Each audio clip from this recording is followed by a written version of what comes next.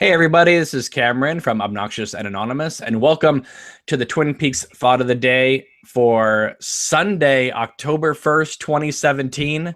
If you see me raise my eyebrows, it's because we're actually recording this the day before on Saturday, and then it will be, obviously uploaded then. So if you happen to see the video, like what day it was posted, it's gonna say Saturdays, but don't freak out.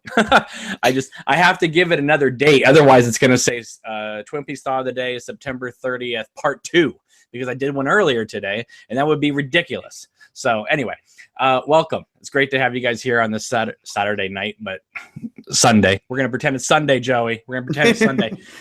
Joining me tonight is what year is this? Actually, so Joey, thank you. Clocks have stopped. Thank you, Joey, for joining me tonight. Pleasure's always. So it's been a while since you've been on here. Mm-hmm. Almost a month to the day. Feels like an eternity. Really, it really has. I can't believe these. Has it only been 3 weeks or so since the show's been off the air? It feels like a long time. When was the finale? The 3rd? It's still the same month, guys. It's still the same month, believe it or not. So earlier today I did a video with Joe, and a lot of people have complimented me on it. Thank you very much. Really appreciate it. For some reason I look at it and I just see myself being completely tongue-tied through the whole thing. That was the first time I saw you just like sort of trying to push it out. It's been a long week, and his video was going in and out a lot, and so I was trying to figure out what's going on, and then the chat thing was popping up and giving me audio feedback on that, and so I was just kind of all distracted a lot today. So, but I still was able to say what I wanted to say, but it just was like bleh, bleh, bleh, bleh, bleh. So I kind of look at tonight as being, or today I should say, because it's Sunday, right? Sunday. Exactly. We're doing the air quotes the whole time. Yeah, we're doing this kind of post show, and which will be a lot of fun. All right, Joey, hit me. Let's talk. All right. So I have qualms with the Showtime merch. This is like fresh in my brain because I've been seeing they're like sale, free shipping, sale, 25% off. So I go to look. I'm like, okay, I'll check them out. I'll see what new things are adding. They've been adding new stuff every week, and it all looks like maybe they got some kid who just figured who like has Photoshop on his Chromebook or something. And it's like, I like this screen cap, and I know how to use Redbubble, so let me upload this frame, and we'll sell it as official merchandise. Official merchandise.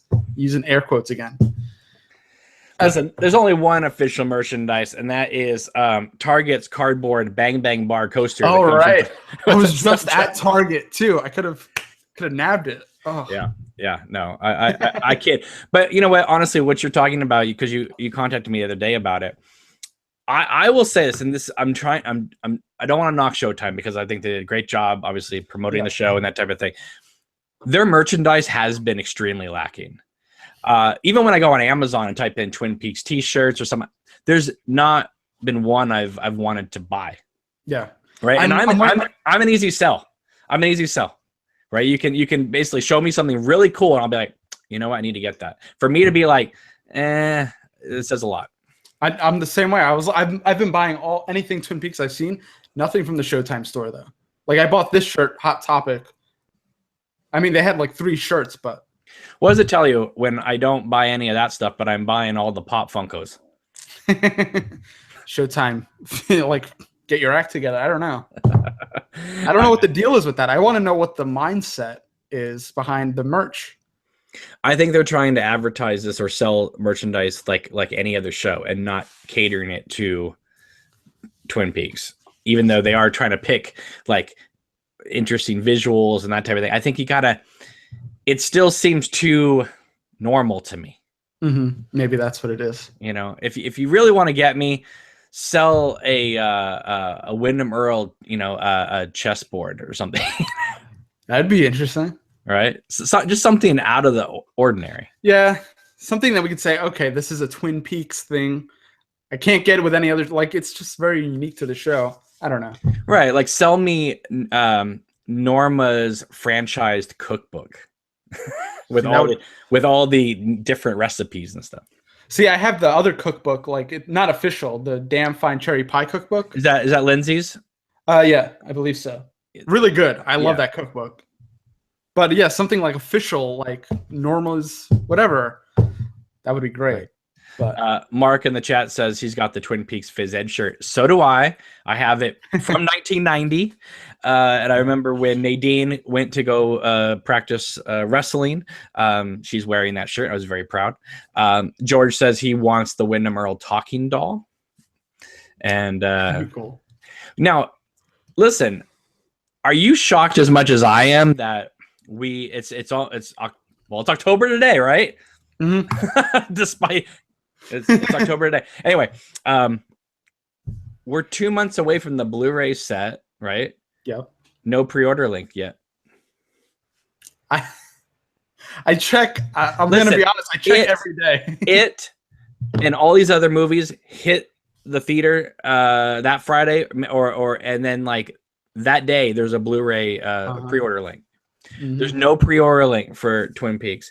I hope to goodness that they don't postpone it. I doubt they will, but that just gave me so much anxiety. Showtime's like, listen, if you can postpone it to January, we'll get an extra month of subscribers.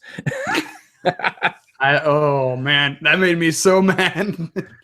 my hair is standing on it. Well, because I am convinced that once it hits Blu-ray, whatever subscribers are still with Showtime, just to be able to access the show on a streaming basis, will be out of there. I know I will be. I mean, my subscription is ending soon, so yep. I watch it on my phone sometimes, like even though it's forbidden, but I do it. But I don't know. They got to get it out. Yeah, I think it will be. I don't. They're probably not doing it yet because they haven't locked down all the bonus features and this and that. So, do you think that's the final box art? I know this is just like a weird, but I don't know. I'm not crazy about the box art. I think it probably is because it complements the Laura box set. All right, yeah. The two halves and stuff. So yeah, I do. But I am hopeful because it says the third season. I know. Right? That when I read that threw me for a loop. I'm like, what? Come again? What happened to the return? The return, they just dropped that? Well, Sabrina, of course, came out and said, well, the return was Showtime's thing. But what I find hilarious about that is I've had a lot of people, while the show was on going, it's called Twin Peaks The Return, guys. It's called Twin Peaks The Return. And it made sense, right? Because it was the return of the show. It was the return of Agent Cooper finding out himself through Dougie, going back to Twin Peaks. It made sense. If the box set had said Twin Peaks The Return, okay, you could chalk that up to, okay, it's a limited series. It's its own thing. It's kind of a giant epilogue to the original series. The fact that it says the third season, then that's something to put right next to, in order. That means that there is room for another something. Yeah, that set alarms off my head because it's gonna be the complete mystery, Fire Walk with Me, and then the third season on my shelf. It's gonna seem weird when I'm explaining it to people. I don't know what to people that I might show my collection to. What's going on here? I don't know. All right, so let me go over some things that I went on yesterday's podcast, but just kind of get your take on it. So I really have a strong feeling that we are going to get something announced soon. My reasoning for that is, yes, Lynch has said that it's going to be maybe 4 years or so if it happens at all. That makes sense to me. I don't think he's lying. I think he's telling the truth. But I think in between, there's room to do a couple 2-hour standalone Showtime movies, something to keep the subscribers happy, the ones who love Twin Peaks, and then so that there's just nothing, they don't want nothing for 4 years, right? So go ahead. Do you think, now that you're saying they're doing these smaller things, maybe they do do you think maybe they do spin-offs with the Roadhouse characters? Nobody will watch. I mean, I didn't want to spend 5 minutes with those characters. You think I want to? What happened to Sky Ferreira, like scratching her armpits and drinking an empty beer can? I want to know what. I don't want to see Cabin Fever 3. Patient Zero. Yeah, no. But I do think there's going to be something in between. I don't know what that is, but I think it's going to be. Reasoning is the Complete Mystery box set came out, and then a few weeks later they announced that we were going to get this third season, right? Mhm. We have Mark Frost's book, The Final Dossier, dropping at the end of October, and chances are a couple weeks later they're going to announce something. The fact that every single person in the cast is still under lock and key in order to get them for an interview. Yes, they are available for interviews, but you have to go through a lot of hoops and stuff with Showtime to get permission. Even people who have like 1 or 2 lines in the series. If this was indeed a limited series, it's over. Yeah. Right. So in order to book an interview with somebody, you would just be able to go through their agent, their publicist. Mm-hmm. The fact that I still have to go through Showtime, right, says to me that they don't know what's happening yet, probably, but I feel like they're on a wait and see. I think that, but if they thought Lynch was telling the truth that it was going to be 4 years, then they would just be like, "You guys go on your way. When we hear something, come back." The fact that they're still under that much, control, says to me that, like I said in the previous podcast, I think that we are very close to pen hitting the paper and things are being signed. I feel it. Don't you feel it in the air? And that's not mean just like a crazy Twin Peaks fanatic. It's just the signs are there. Yeah, it's rational. It's a rational thought.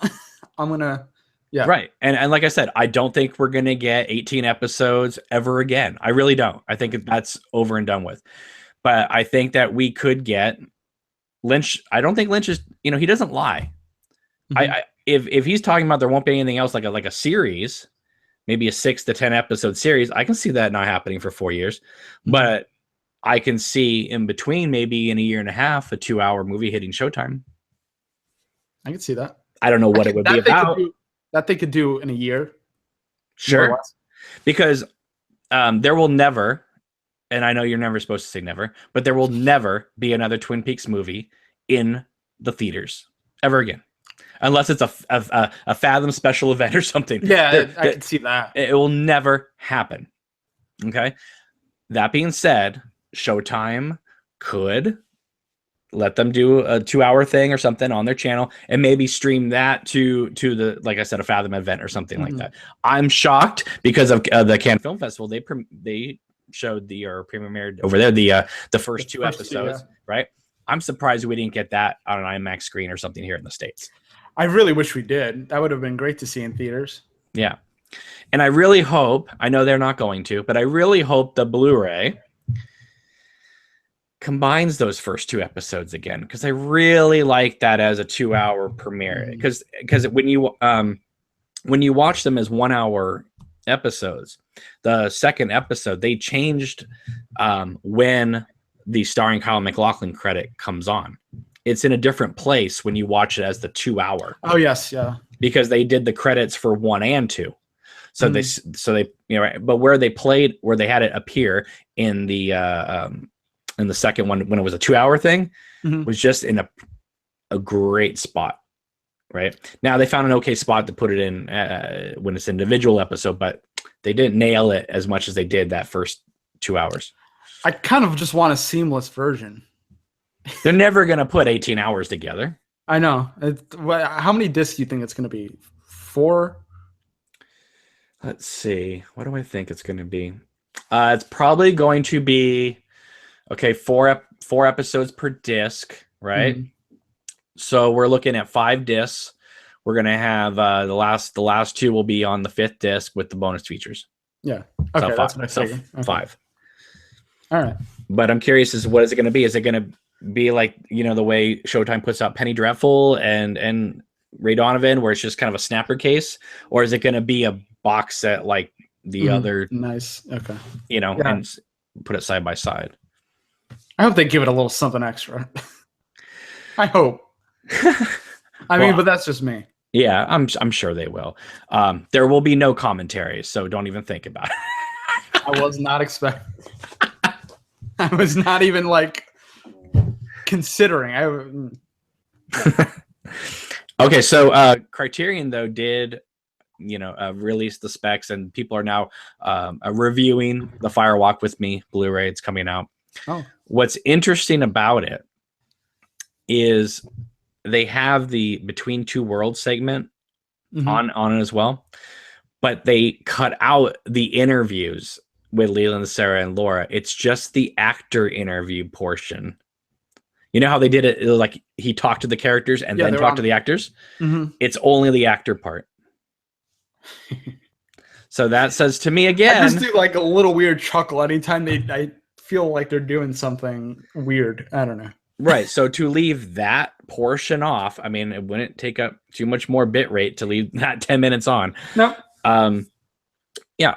I've there's something squirrely going on around here. Right? I smell it, Cameron. I smell it. Yeah, and again, it might not be a big thing. It might be a 2-hour thing, but like I said, Lynch has never said it's not happening.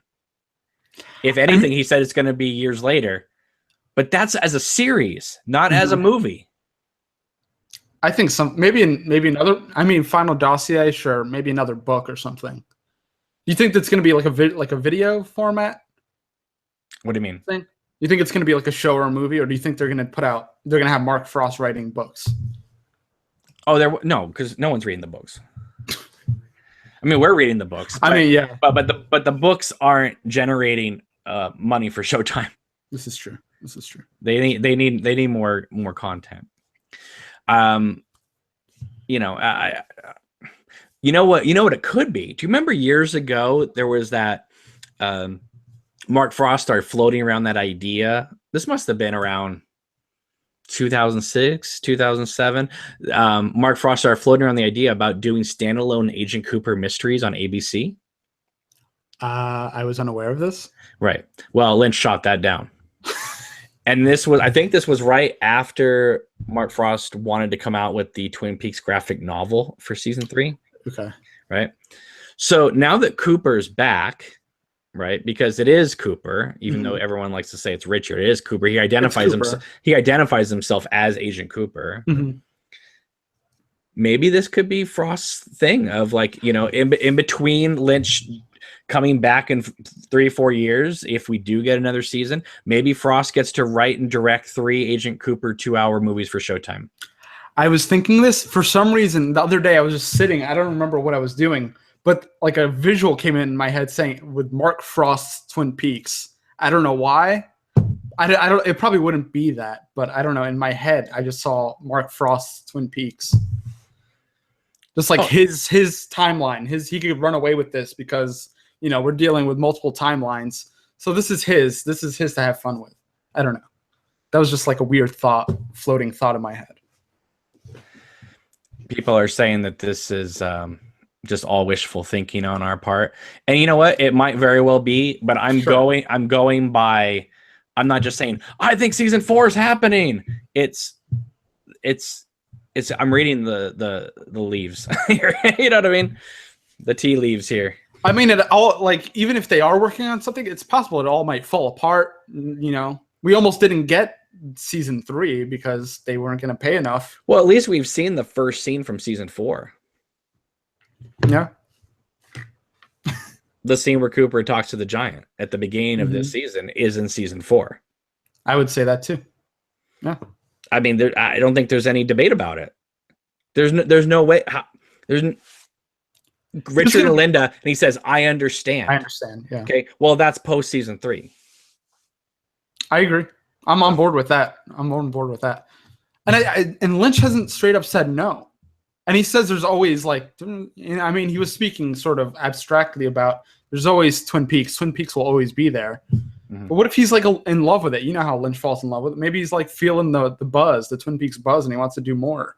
Well, and like this season, as much as I do love it, it also I love the fact that Lynch was able to figure out how to do all these ideas from all these other projects that he couldn't get made and channel them into Twin Peaks. So he could theoretically continue that, be like, you know what? If I do what I want to do under the Twin Peaks name, I can do a lot of things. He literally made it so broad and open that he can do anything. Yeah, this just could be his idea, dumping ground. I mean, he turned Michael J. Anderson into a tree. This is true. So, I mean, anything is possible.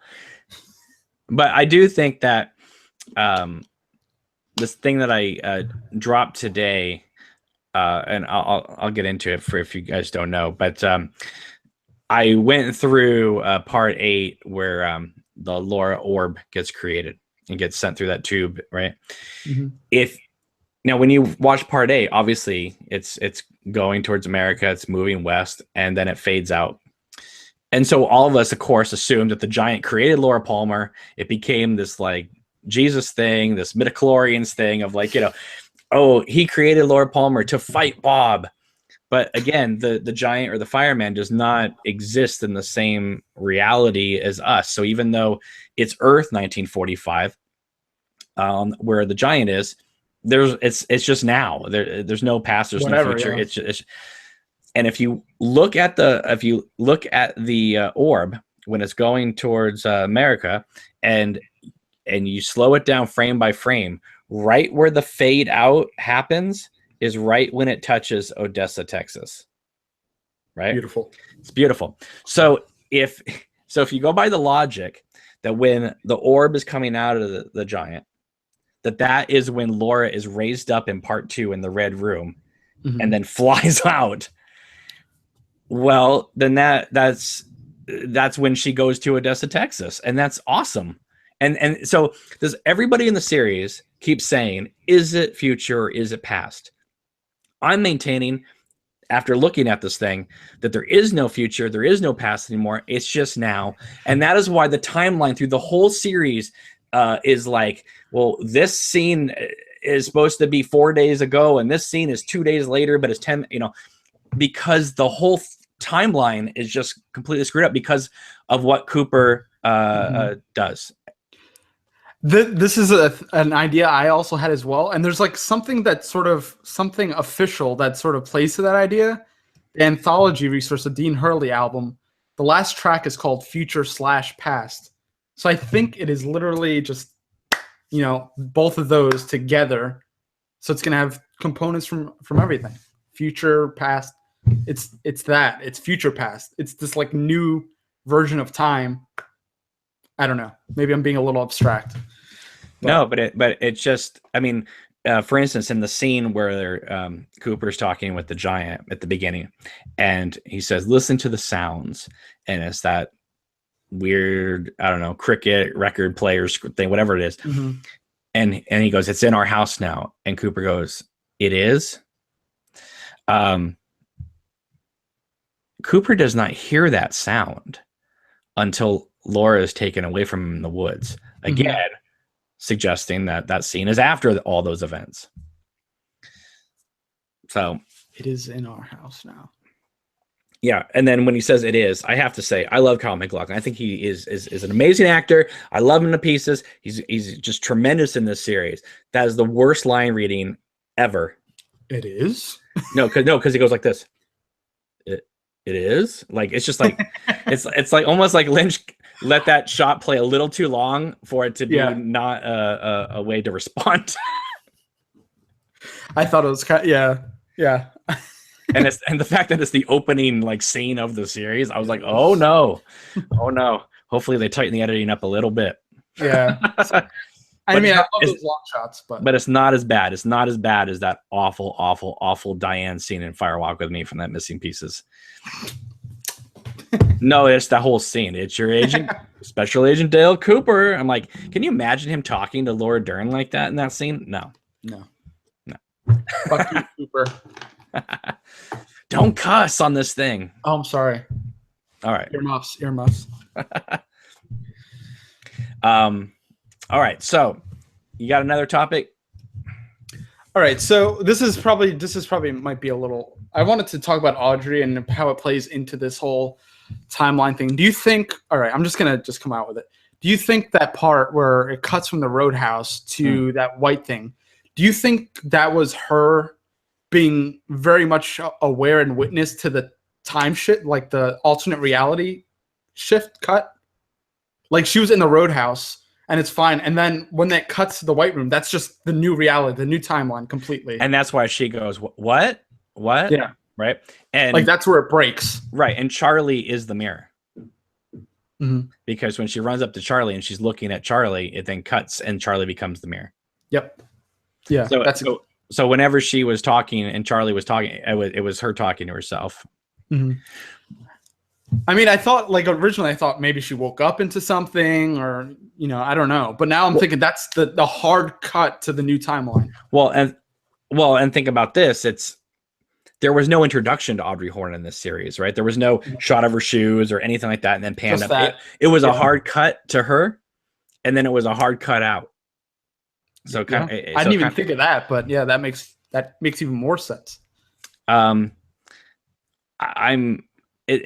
see, the thing is, like I've said, I believe that if you go by what the doppelganger did to Diane, I think that's what happened. Is he put her in, sort of a above the convenience store type of situation, because obviously she's not in a mental institution, because they wouldn't put the mirror there. Also, the fact that you hear all that electricity that you normally associate with the woodsman when he was coming down the hallway that time, and then they play her music backwards during the end credits. Okay, she's somewhere else. Yeah, but the good news is that if Cooper saves Laura from being killed and Cooper doesn't come to town, then therefore Audrey wouldn't ever be stuck in that situation. So in a way, without showing it to us, we can infer that she's okay at the end. That's now, like, I hadn't gotten to this point until like at dinner today. I was like, wait, maybe that was the hard cut to the new timeline. Maybe we got that a little earlier than after seeing what happened. Maybe we got that early. But like I said before, they keep saying, and it came from the missing pieces or the original cut of Fire Walk with Me, is it future, is it past? They say it all the time in this new series. I think the answer is it's now. And so when Cooper says at the end, what year is this? I look at that and I go, exactly, because there is no time anymore. It's all now. The flat plane, yeah. There's no past, there's no future. It's all interchangeable. The fact that, okay, the Double R Diner people, right? And when they're flopping around the diner, they changed like 3, maybe 4 times, right? Well, every time they cut it, they changed. Right, and so it's almost like it's not just like, okay, there's a little glitch in the time space continuum. It's the fact that we're going. And the thing is, people are like, I believe Shelley almost catches it. She realizes it. So that's an interesting component as well. Like, these people are aware that the world around them is not quite. Something's happening. But they're changing, right? But Shelley doesn't change places. Right. Yeah. Right. So it's like it's picking. The universe is picking and choosing what it's moving around, and that's what I'm talking about. It's not a full change in time and space. It's glitches because Cooper has screwed with it all. Right. Oh, silly Cooper, Agent Cooper. Like, for instance, like I said, if Laura is ripped out of the Black Lodge, right, and that's when the giant sends her to Odessa. So Cooper goes back in time before she could even get killed and go to the Red Room, before she puts on the ring. Well, then she can't be protected in Odessa, Texas, right? And so when Cooper's leading her out and he's taking her to Jackrabbit's palace, he's not taking her home. He says, I'm taking you home. Yeah. But he's not taking her to the Palmer house because Leland will just kill her the next day. Right? Because you get that shot of Jackrabbit's palace. So Cooper is no longer like just Cooper, comes out of the lodge and wants to resume his life as, Special Agent Dale Cooper. He's now an agent of the lodge. He's basically Philip Jeffries at this point. Yep. And so he's taking Laura to the place where, she was protected or birthed or whatever. I don't know, Yeah. So I don't know, but that's why she gets taken away. And it's the same scream that we hear in part 2 when she gets whisked away, when she disappears. And she doesn't get picked up in the woods and fly away, right? I mean, she just disappears. And then when you look at part 18, and we seem like we get a flashback of this moment, it's a different moment because it's cut differently, and Kyle's expressions are different. So it's almost like Groundhog Day. Like, he went back again and tried it. I think, yeah.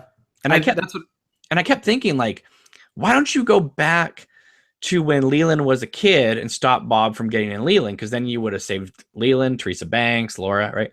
Mm-hmm. But again, we're being told that Laura is the one. So basically, forget about Leland, forget about Teresa Banks. We got to protect Laura. Happen. Yeah. Right. And I still maintain that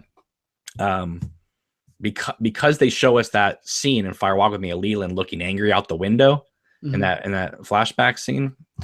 I maintain that explains that Leland still went to the cabin after Laura was spared, and Leland killed Ronette Pulaski. Because he obviously had killed Teresa Banks, and if he completely massacres Ronette Pulaski, and Cooper doesn't come to town to connect the dots between Laura and Ronette, then she is Jane Doe. She's the American girl, and there it is. But again, you have to really dive into this and like look at it from so many different angles here. If you just watch it as a show, I don't think a lot of this stuff comes to you, right? You have to you have to almost like jump in. That's what's made these things so great. You can just pick things from all over and come to your own theories and whatnot. Right. And I don't think there's really any other show that does that. Like I was talking about earlier today, this symbiotic relationship between you and the show. Right. I mean, it's like you get out of the show what you were willing to put in. I believe that. Definitely into that. And I think that even if Lynch and Frost didn't mean for certain things to, be that way, if you yourself take it that way, then you have a relationship with the art, and the art has a relationship with you, and so which is exactly what Lynch wants. Right, it's exactly what he wants, and that's why I think that why Twin Peaks becomes an obsession with so many people is because it's all personal. People don't obsess over Hawaii Five-0 like they do Twin Peaks. No, right? Absolutely not. Right. But every person has their own relationship to this show. So in a way, this show is like religion. And people take it as serious as religion. I mean, and I've been getting into like a lot of the Tibetan Buddhist, like it's literally leading into like religion. I've been reading a lot about that stuff too, just to understand the show better. Like it's insane. Right. Exactly. Trouble afoot. I'm reading the chat. People are having some fun in here. So obviously Lynch and Frost, right? They do kind of enjoy trolling us a little bit. Oh yeah. Right. Sure. I mean, the fact is they spend, 6-7 minutes on Dr. Jacoby's, getting his shovels, spray painting them, and they ultimately lead to very little. Right? I wouldn't give that stuff up for the world though. Oh man. No. But what I'm saying is that the analyzation everybody did on those shovels, right? When it just showed an infomercial, it was like, oh god, really? Like but again, we all still thought that they were going to lead to something. Yeah. And there's so many things that I thought were going to happen that didn't happen, which is great. I'm not complaining. But like, there were. I mean, you could say like sort of. I use this word a lot today. Abstractly, it led to the whole Nadine leaving Ed thing, and then having that Ed Norma scene. Because if it wasn't for Jacoby's golden shovels, right? Nadine wouldn't have left Ed. You could say that's the payoff. I don't know. Yeah. Well, I guess I got that scene in the end of season 2 as well. True. Right. And when he walks in and says, Norman, will you marry me? Right. We already got that moment. We just got a replay of it. And I really hope they did end up together, because they did that long push in on Ed's face where he's got his eyes closed. I'm thinking, oh God, I hope he's not imagining Norma coming up behind him. I know. I mean, I'm sure it's happy, but you know what I mean? There's that whole thing about who's the dreamer? Who's the dreamer? The dreamer is David Lynch, and the dreamer is us. Mm-hmm. That's who it is. Okay. I agree. Where was I going with this though? I can't remember. Sorry. That's all right. But yeah, no, I mean, they do enjoy kind of like having fun with the viewers, and like the whole thing with Richard Horn, right? The fact that okay, listen, they drop at the very beginning Richard and Linda's name, right? So when we hear Richard Horn, and then that the other guy sitting with Harry Dean Stanton mentions Linda, right? we're thinking Richard and Linda through this whole dang series. Yep. And it's not them. Oh, oh man, I love it. Right. And I'm now, after today, I'm thinking that maybe somehow Richard Horne was born in the Black Lodge, or something like that, because he doesn't have one recognizable human trait in that in that body of his. But then again, how would Ben Horne even know that was his grandson then, if that was true? Yes, But I'm trying to figure out why nobody mentions Audrey in this whole series. It smells to high hell. Well, no, but it's a deliberate attempt. I mean, it's a deliberate thing on them. Oh no, yeah, to not have them drop her name at all. Yeah, exactly. It's just like, even when the sheriff is talking to Ben Horne about, your grandson did this, right? There's no mention of like Ben never saying like, oh, I'm glad Audrey's not around to see this, or something like that. There's nothing like that. That boy's never been right. That's it. Right. And Ben Horne like barely ever leaves his office in this series. He's always at his desk or staying out with Beverly. You never see him walking around the Great Northern because they didn't build that set. There was no pictures shown when they go to Sylvia's house, do they, with Johnny? There's no pictures there, right? There may be, but there's no pictures but Ben doesn't live there. Yeah, I'm just trying to think if there's anything Audrey whatsoever. There isn't. Because then I'm starting to think maybe there's like some time issues happening with that as well. I don't know, but we do get Lara Flynn Boyle in a picture, right? Because I think it's really interesting that when Sarah or Judy or whoever knocks over the pictures at the end and starts stabbing Laura's picture, that the only picture she doesn't knock down is the Laura Donna picture. That's fascinating. Yeah. And then that's the same episode where they drop Donna's name for the first time. Oh yeah, that's the first, yeah. Right. And what was that, part 17? The end? It was part 17, and it was a flashback to Fire Walk with Me. Right. So, there's but the thing is I don't think these are mistakes. I think these are deliberate things that they do. And I'm just trying to figure out like why did they make this choice? I'm starting to think maybe something happened to Audrey all the way back, maybe to when Cooper. Maybe we're seeing another version of the timeline where Audrey doesn't, stay with the family, maybe, or something. I don't know. Maybe I'm thinking a little too far out there, but maybe there's just not. Maybe she was like, I don't know. See, I would like to think maybe it's a different reality where she actually got on the plane with John Justice Wheeler, but then that doesn't explain why Richard is there. You know what I mean? So I don't know. It's tough. Well, I'm gonna have to think about that. And who knows if there's even a real answer? It could just be like, well, it's just paint on a canvas. Honestly, I chalk it up to knowing nothing. But I think it's interesting though that so many aspects of the show is like, it's like, well, it is what it is. But if you do kind of poke around a little bit, it is interesting what kind of links up. Mm-hmm. I don't think it's just 18 hours of whimsy that Frost and Lynch just threw at us and they don't know anything. I think they there might not be answers for every little thing, but I think that for them to make any sort of semblance of plot of this thing at all, they had to. It has to make sense internally for them. I agree. Lynch doesn't want us to feel that way. He wants us to take it like, make it what we think. But there's stuff there. Of course. I mean, and that's where Frost comes in. He's connecting it with it, to the best of his ability. There was a tweet he tweeted out. Something about a white fox in the original series. Somebody mentioned something about the white fox in the background, and he says it's exactly that, and it's the other thing. Like he's like, yeah, it's just the white fox. Right. And then it's like, well, people in the chat are saying that Doc Hayward did mention Audrey's name to the sheriff in terms of like the doppelganger going to visit her at the hospital. Oh, right. That's how we found that out. But that's 1989. That's a long time ago. I'm talking about present day. Yeah. Okay.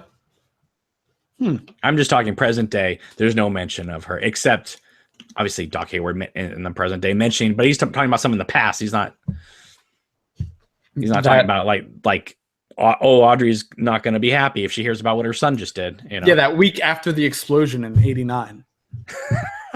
Like, yeah. So we got a mention of that, and then we get Donna in the flashback Firewalk with Me, and in the Firewalk with Me flashback we get Bobby killed a guy. We get that, which they didn't have to include that part, but they did.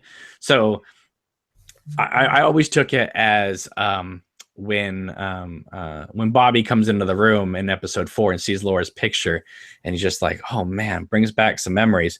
Mm-hmm. Listen, Laura Palmer, obviously that whole thing, and you know that what happened after obviously brings back memories, but it brings back memories of Leo Johnson. It brings back coke selling. It brings back killing a sheriff's deputy. It brings back, you know, that's why I think Bobby's also crying. Yeah. I mean, he probably just remembered all that stuff he was repressing. Exactly. And, you know, that time he was fighting with James Hurley. He was trying to get a job with Ben Horner. Isn't that funny? It's like, okay, James Hurley is a bookhouse boy, mm-hmm. which is kind of like early recruitment to the sheriff's station. James Hurley becomes a watchman for the security guard for the Great Northern. Bobby gets a job with Ben Horn, but becomes a deputy. Interesting. Yeah. I didn't see it that way. Well, I just thought of it. I was just like, that's weird that they kind of, but then they don't acknowledge each other at all when Bobby puts him in the holding cell. Huh. Like, I just wanted a 1 second thing of Bobby going, James, Bobby. And that's it. Yeah. Right? Yeah, something. That's strange. Yeah. Now I'm thinking. I mean, Bobby spent the entire first season trying to frame James for as like being a coke dealer. And now Bobby's putting James in the cell, the same cells that they were barking at him in the pilot episode.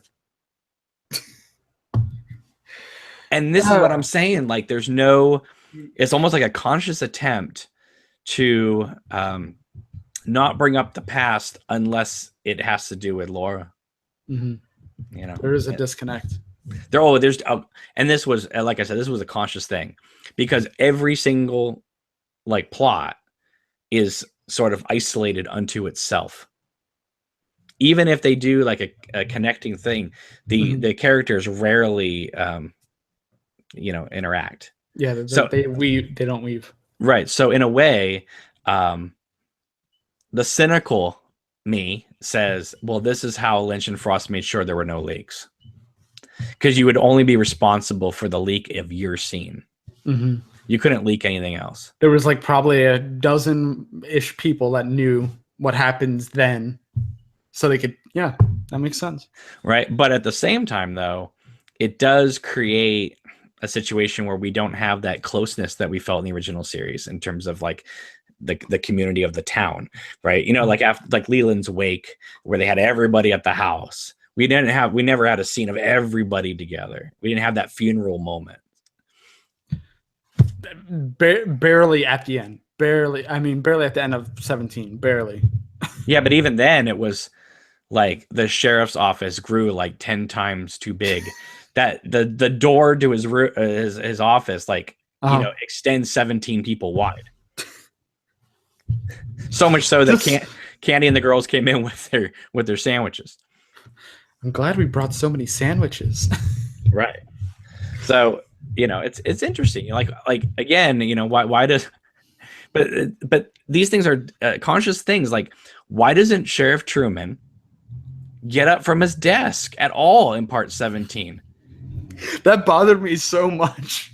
That Cooper, like, I don't know. No, I mean, like listen, okay, let me just rewrite history for a second, right? Right. When the woodsmen come in to resuscitate the doppelganger in the office, you know how they like killed Bill Hastings, right? They should have turned, seen all these people looking at them, and just gone on an attack on everybody, and Freddy could have just started taking them out and squeezing their heads like That's what I thought was going to happen. And then that would leave Cooper to take on Bob while all this chaos was happening.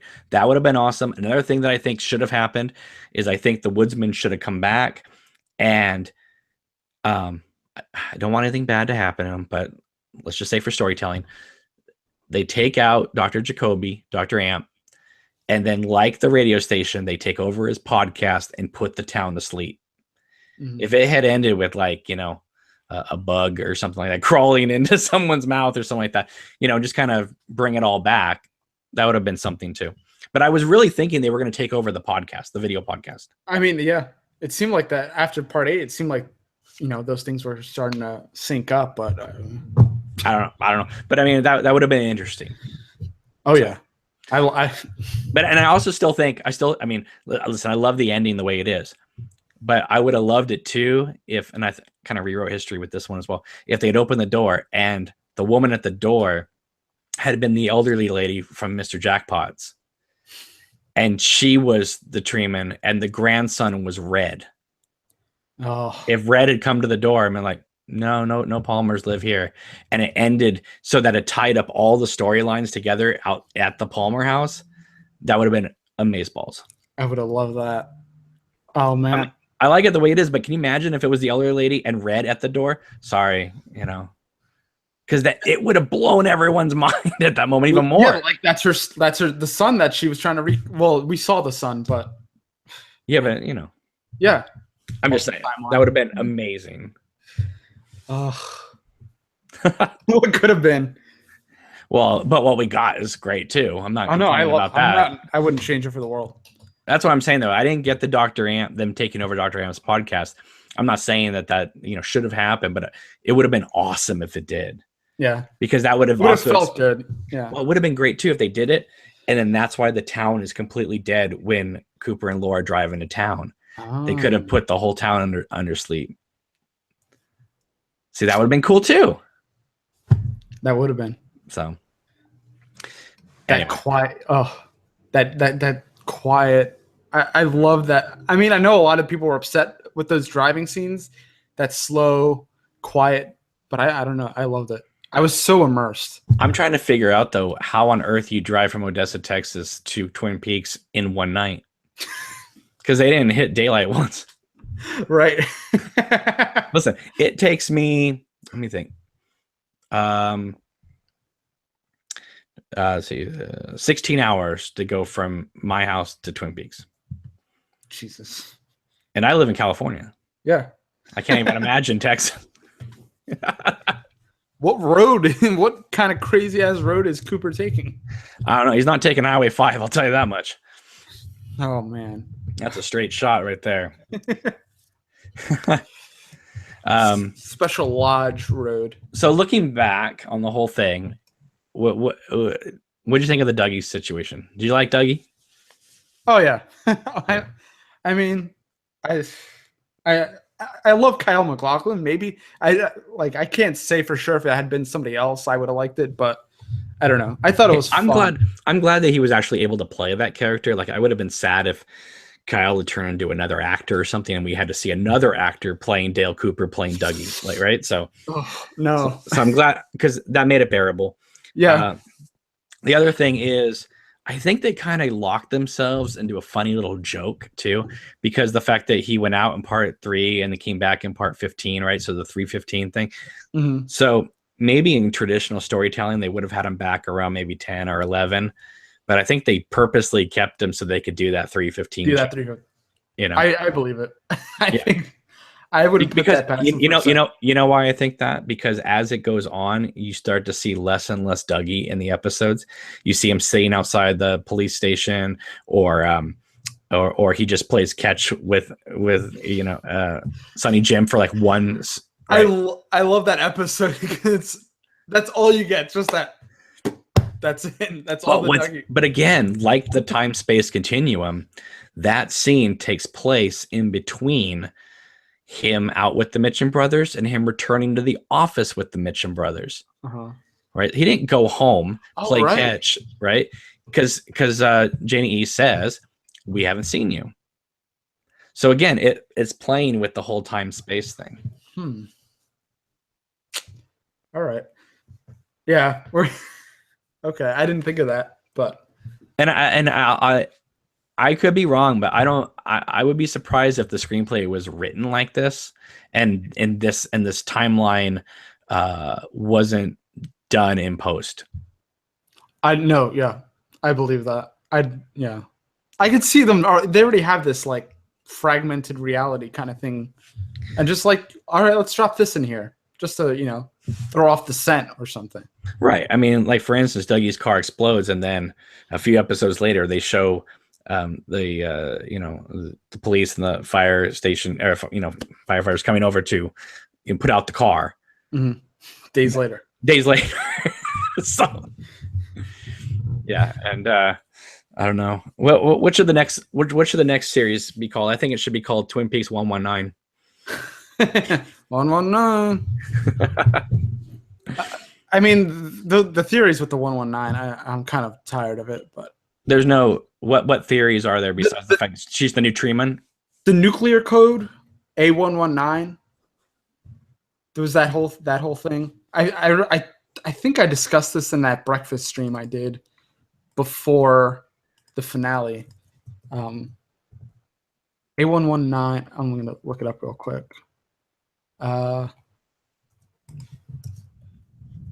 It was some kind of. Oh yeah, Project Bomb the Moon is Project A119. So I don't know. Yeah, people are saying they're talking about Jade in there. I wish we'd gotten a little bit more Jade. Me too. And, they probably did not mean for her to be a standout character. Not at all, but I don't know. Jade give two rides won my heart. No, every time she showed up in the series, like I got more happy because I thought it was just like a really great, like the actress just brought a lot to it. Oh, I follow her on Instagram. She's like a ball of light. She's great. But that whole storyline, at least made me happy when it was originally on, because her mailing the Great Northern Key and then it arriving there, well, it made me happy because it showed me that this was the same timeline. Well, yeah. Because I kept thinking that Rancho Rosa was like 15 years ago or something, 2006. Because I was trying to figure out like why on earth, I'm sorry, it just didn't seem like the same reality, or at least the same timeline. See, I don't know. I wasn't thinking about that at that point, but well, it's just because Cooper goes back in the box. He goes. Some people thought that either it was days or years he was going back. Do you think that boxing is the what multiple timeline thing happening? No, I don't know what that. I still haven't an idea. I don't know. I kind of look at it as if that was Mr. C setting that whole thing up, right? That it was an attempt to, because he said, I this is what I want, and he wants the mother, Judy, whatever. So I think it was a way of capturing her. But then she broke out of the glass. And good plan. And then because glass is going to stop a supernatural being. I don't get that either. Like, wow. Yeah. But I'm curious to know who was that guy that he was talking to, or no, in that picture they show the doppelganger talking to a person. It looks a little bit like Charlie. It looks a little bit like the guy that created the website with Bill Hastings. I don't know. I mean, it could be. They never go into it. They never answer it. But the Bill Hastings, yeah. And why does the doppelganger and Philip Jeffries want to kill their man from Colombia? Like, it's the same thing with what was the warden, right? It was like something. Don't ask me. Strawberry. Yeah, Mr. Strawberry. It's just one of those things, it's like Mr. Reindeer. It's just also something that's been in my mind. In Fire Walk with Me, doesn't Philip Jeffries talk about an apartment that Judy has? Is that something I made up? Yeah. I don't know where I got that from. Listen, the scene in The Missing Pieces or the script where he goes to the hotel to look for Judy, Okay, that Judy is that the Judy we see in this new series doesn't have a hotel room in Argentina. Okay, all right. There's no creature living behind this hotel room. Mrs. Judy. It was supposed to be Josie's sister. Yeah. Which again is maybe why we get Josie Packard in the finale, or at least in part 17. Because I understand Pete walking down the road and the no Laura body there. But why are we showing Josie doing her makeup again? I've been wondering. Somebody asked me this, and I was like, I don't know. I don't know. I really don't have an answer. The only thing that I could think of at the time was, oh, this is how they're gonna bring up Josie being the noise in the Great Northern. Is there something that happens during that original scene? Is there like a yell or something that you hear Pete yelling? I don't nothing happens. Okay. No. But the fact that they brought up Josie and Catherine in that scene. Mm-hmm. There's no mention of Josie and Catherine at all in the series. No mention of the sawmill during the series, but we do get the opening scene of seeing the sawmill as it stands now. Mm-hmm. We also see the sawmill across the street from the sheriff's station now. Mm-hmm. So that's the only two references. But I'm almost thinking like the sawmill being across from the sheriff's station. I'm thinking that is the show breaking the fourth wall for the viewers, much like Next Up, Audrey's Dance. Like it's almost a shout out to the fans because Audrey's Dances, that's what it was called in the soundtrack. Yeah, the soundtrack. Right. Everybody knows the sawmill's nowhere near the sheriff's station.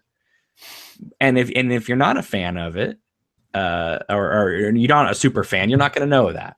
Yeah. But if you see this, you're like, wait, why is Lynch showing us the sawmill across from the sheriff's station?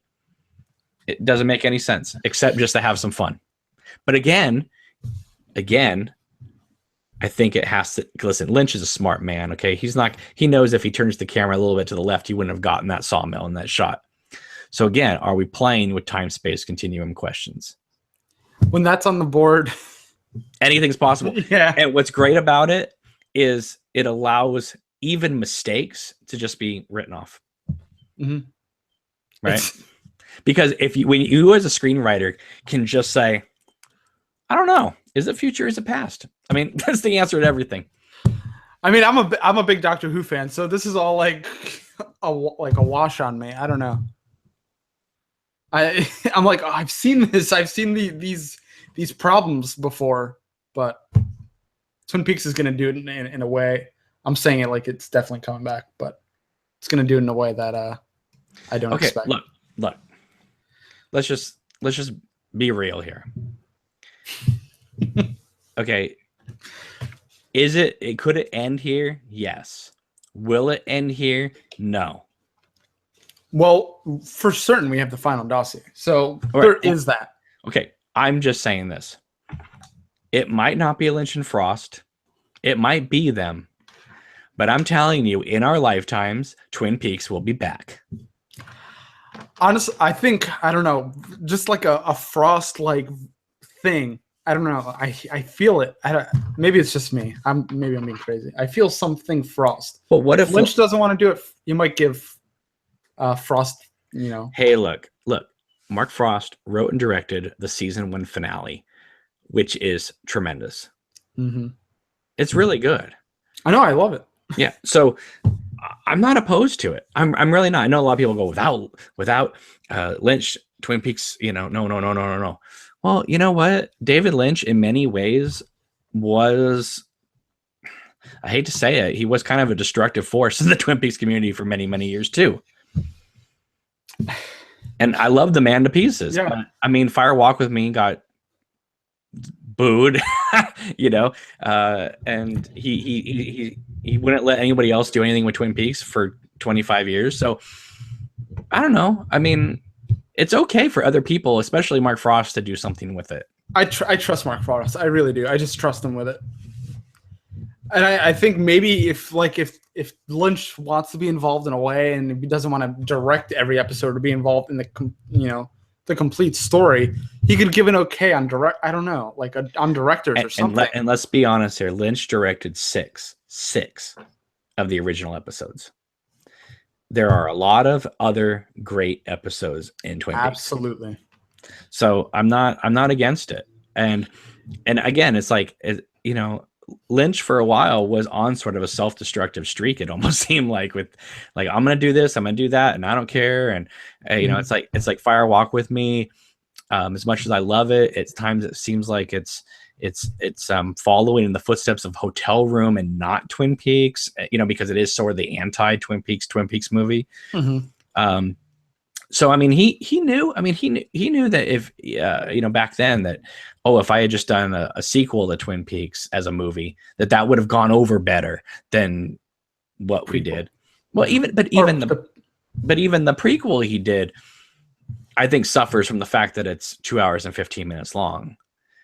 I mean, I'm again, if that movie didn't have to make the Cannes Film Festival screening, if it just came out in August and he had 4 more months to work on it, I think it would have been a different movie.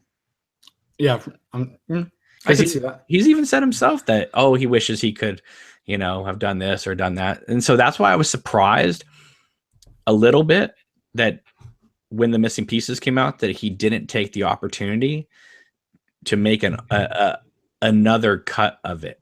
Mm-hmm. And this 4K cut is the same as the one on The Missing Pieces, the one in The Missing Pieces. What do you mean? It's the same cut.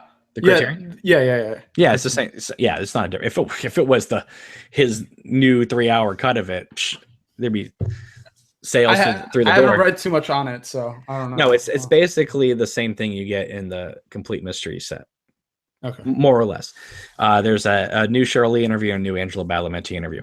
The reason why I say people should still pick it up, especially on the Criterion sale, is if you had audio issues with The Missing Pieces, because some people's did go out of sync if you didn't have an up-to-date Blu-ray player, this will correct it. I didn't know that. Okay. Yeah. Oh no, it works fine on one of my players, and on 2 different other players, the sound, especially during the Pete and Josie scene, the 2x4, completely out of sync. Wow. Yeah. Jesus. Yeah. But I don't know. Like, obviously, I want Lynch involved with everything, but I'm just saying that, like, if he isn't up to doing Twin Peaks for another few years, and Showtime wants something in between, maybe it'd be great if Lynch and Frost wrote something together and Frost directed it. Especially if it wasn't going to mess with this overall thing. Like, if it was just a standalone little thing. And they have this new format. They have it established. They could move on. Mark Frost can move on with it. He doesn't have to make it. He could make it this thing, which I feel like was a lot of Frost too. I feel like he was, we give Lynch credit for a lot, but I think Frost was heavy on this new version, even though it's a little like it's like Firewalk with Me, but I think it's even, I don't know, it's a little more. It's even different. It's more different. A lot of people are saying no Lynch and Frost means no Twin Peaks. I don't know. I'm just not. Listen, I am as hardcore as Twin Peaks fans go, and I will be the first to acknowledge that I think other people should be able to play around in this world. It's too rich to just have it happen once every 10 years, once every 25 years. I mean, I don't mean like put out 23 episodes and like, milk it to death. No. You have if it happens now, it's not going to be like Lynch is backing away from it because there's not enough money to do what he wants to do. That's a different scenario. We can't have Twin Peaks without David Lynch because of blah blah blah. This is David Lynch saying, okay, here's Mark Frost. Here's these directors that I appreciate and I respect. Like, for instance, one of the original directors was Leslie Linka Glatter on the original series. She's now one of the premier directors on Homeland for Showtime, right? Yep. She also was in, she almost directed Miss Marvel or Captain Marvel for Disney. So not a bad person to have come back on a Twin Peaks if you need to.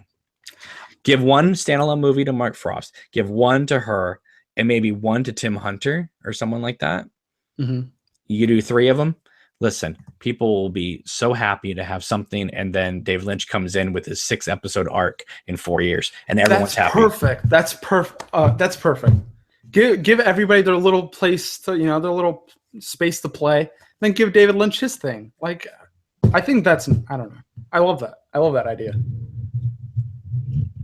And I love Mark Frost. So I just want that Mark Frost meaty occult, historical, wackoness. I love it. It would be interesting if anything. It would be great if Mark Frost turned portions of the secret history of Twin Peaks into a documentary series for Showtime, where he used old pictures, old thing, and made it almost like a Woody Allen Zelig thing, where it's like a fake, like almost do it as a Ken Burns documentary about the history of Twin Peaks. That'd be great. That'd be awesome. I would keep my Showtime subscription for that. I don't know why people are so like. You have Mark Frost. Trust Mark. People don't trust him enough. Because they didn't like the book. I see, and I loved it. So I'm rereading it. Like, and they don't like him because he wrote both Fantastic Four movies. So. Well, but then again, he didn't. He wrote a draft, and everyone else rewrote him, and then he still gets the credit because they didn't rewrite 50% of what he did. That's true. That's true. So also David Lynch. I mean, there's Dune. I'll throw Dune out onto the table. Okay, but Dune has some amazing imagery in it. Oh yeah, for sure. Like cinematography. And I think, and listen, David Lynch pulled so many things from all his other movies and shows into this new series, but he still is nervous. Even though he showed the Purple Ocean and gave me a Dune feel, he still is nervous about Dune because let's be honest here, the whole finale of Twin Peaks should have been the town of Twin Peaks and the woodsman colliding into town, and there should have been a whole fight outside the Double R Diner. We talked about the Lord of the Rings, Lynchian Avengers, or just the ending of Dune, like that fight on Arrakis, right? I mean, wouldn't it have just been great if Dr. Jacoby, everyone in the town had the golden shovels, and they could just decapitate everybody and just be this whole thing. And Cooper comes riding into town with the Mitchum brothers, and we realize that Candy and the girls are like I don't know, some like spiritual beings that were there to protect like everyone had their place. They were sent by the giant as well. Like 3 Glindas or something. Like Glinda, like we all have like magic wands or it's like, I don't know. And even though I'm joking around and I'm having fun with the idea, it would have been spectacular if Lynch just did this. But then again, if they had done that, we would have heard about that months ago. Just like, I mean, we saw the finale of this show 2 years ago. Right? I can't get over that. I mean, when every person was contacting me saying, Cameron, don't talk about this because it's going to be the ending of the show. I was like, are you kidding me? Lynch and Frost aren't going to be showing us the final scene of the show in front of all these people. And they did. I thought that was going to be maybe 5. Like, I thought we were going to cruise, I knew there was going to be some time travel stuff, but I didn't expect that to be the end. Oy vey. Well, I mean, who would I honestly thought that the Laura thing was going to come in a lot earlier into the show, and then maybe that would have been episode 9, 10, or something like that. I don't know. Especially when it says Laura is the one, I thought, well, maybe this is when they're going to bring her in. No, they brought her in as a 70-foot giant outside Gordon Cole's hotel room. Yeah. And the worst part was that they took like like remember in the olden days where like it would be like a pan and scan version of like a scope movie, so everyone either stretched or wide. It's like they took a pan and scan version of Fire Walk with Me and stretched it to 185, even more so because I'm not kidding you. Like Cheryl Lee looked like they stretched her out wide. No, yeah. She looked 50 pounds heavier in that shot than she does. Yeah, exactly. She looked like Baron Harkonnen. I get it, but I don't know. He who holds the diary entries controls the universe. Don't even get me started on Carrie Page and the missing diary pages. Hawk is wrong. Hawk has no idea what he's talking about, and I love Hawk. It's about the bunny. Well, it kind of was because they did go to Jack Rabbit's house, yeah. But yeah, no, I mean, but Hawk, listen, he's dead right about so many things. He is no clue what the hell he's talking about in terms of those diary entries, okay? And yet the fact is they present it as fact. It's not fact, guys. It's not, okay? There's like 7 pages, not 4. There's 7. and I don't know, drives me nuts. The other thing that drives me nuts, Hawk is billed as this epic character through the whole series. Comes running in, like pulling up his pants from the bathroom during the final thing. Like, did I miss anything, guys? It's like, oh my God. Like, that's yeah, not, no, that pained me a little bit. Yeah. Like, Hawk should have been, I mean, listen, when they show Hawk in the first 2 episodes looking at the red curtains, I mean, you're thinking like, dude, when Cooper said, "Hey, if I'm ever lost, I hope you're the man to find me," I thought they were going to really play this up. And they really kind of didn't. The ending, I don't know. Not part 18, part 17 felt super rushed to me. I don't know. It felt really, I don't know if it was the editing or something. I mean, I liked the episode. It felt like, I don't know. Even watching it now, like even out, like calm, level-headed, knowing what happens, it seems a little strange. It's almost like when they get to that part, which is about half hour into part 17, it's almost like the show at that moment now breaks the fourth wall, right? It's maybe that's what it is. And that's the thing is, while it's cool and it's great in different ways, the first time you see it, it's like, oh, don't do this. It was all a dream kind of nonsense. I want to like see a finale. It was all.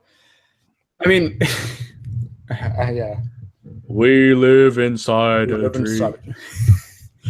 Somebody actually, Danielle, who was also on another one of my shows, Renee Magritte, I don't know, I think I'm pronouncing that right, also has a photograph of him in a suit with the face, like his big face overlaid, with him standing there.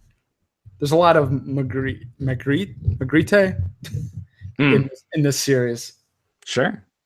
Well, Lynch is a fan. Oh, yeah.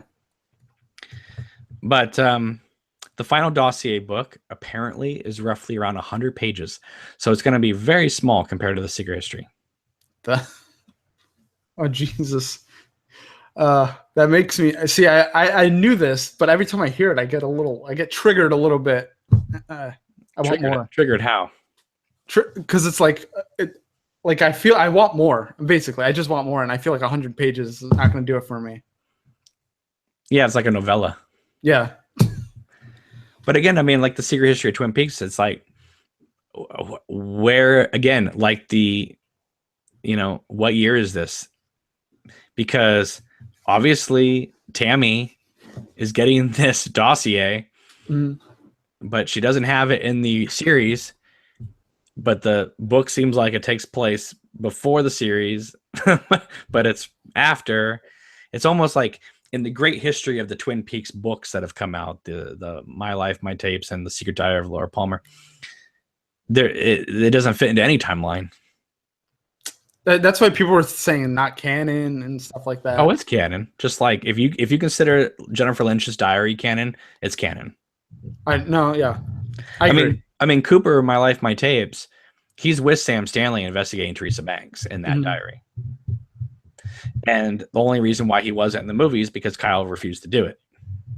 So they gave it to Chet Desmond. So instead of Dale Cooper, DC, they gave it to CD, Chet Desmond. Wait, I don't know that story. Why did Kyle refuse to do it? Because he didn't want to be affiliated with Agent Cooper anymore. Oh, that's right. Okay. No, I knew that. So he was out. And so he was completely out of the film. And then at the last minute, he called up Dave and said, "Oh, I can give you a few days." And so that's why he's only in it for a few scenes. Okay. And I do think it's funny that they left the scene of him and Sam Stanley out of the final cut, because at that time in '92, Kyle MacLachlan and Kiefer Sutherland were big. And I would have thought they would have put them together, but they, Kyle only gave them 3 or 4 scenes to do, and they cut 2 of them out. So, and I wish people would. I know everyone's very happy he's back and he's doing a fantastic job. I want to hear more about that. I want to hear more about I was dating Laura Flynn Boyle at the time, and she didn't want me to come back, and I wanted to move. I had just done The Doors, and I wanted to do something else, and because I upset David, we didn't make a movie together for 25 years, and so this was Twin Peaks: The Return, me coming back with David, and that's a fascinating story. And I think Kyle, he's a very likable, lovable person, but that would give him a lot of depth to kind of address that and just be like, you know what? It was a mistake, because looking back, if that had been him and Sam Stanley investigating Teresa Banks for that first half hour, I think that movie goes over a lot better to a lot of people. Yeah, I could say that. Not saying that Chris Isaac did bad, but I'm just saying it. I mean, I was hoping we'd get to see him. We get to see Chet somewhere in this, but well, they name dropped him. Yeah, they did. The one person they did not name drop at all was my favorite. Well, yeah, Wyndham Earl.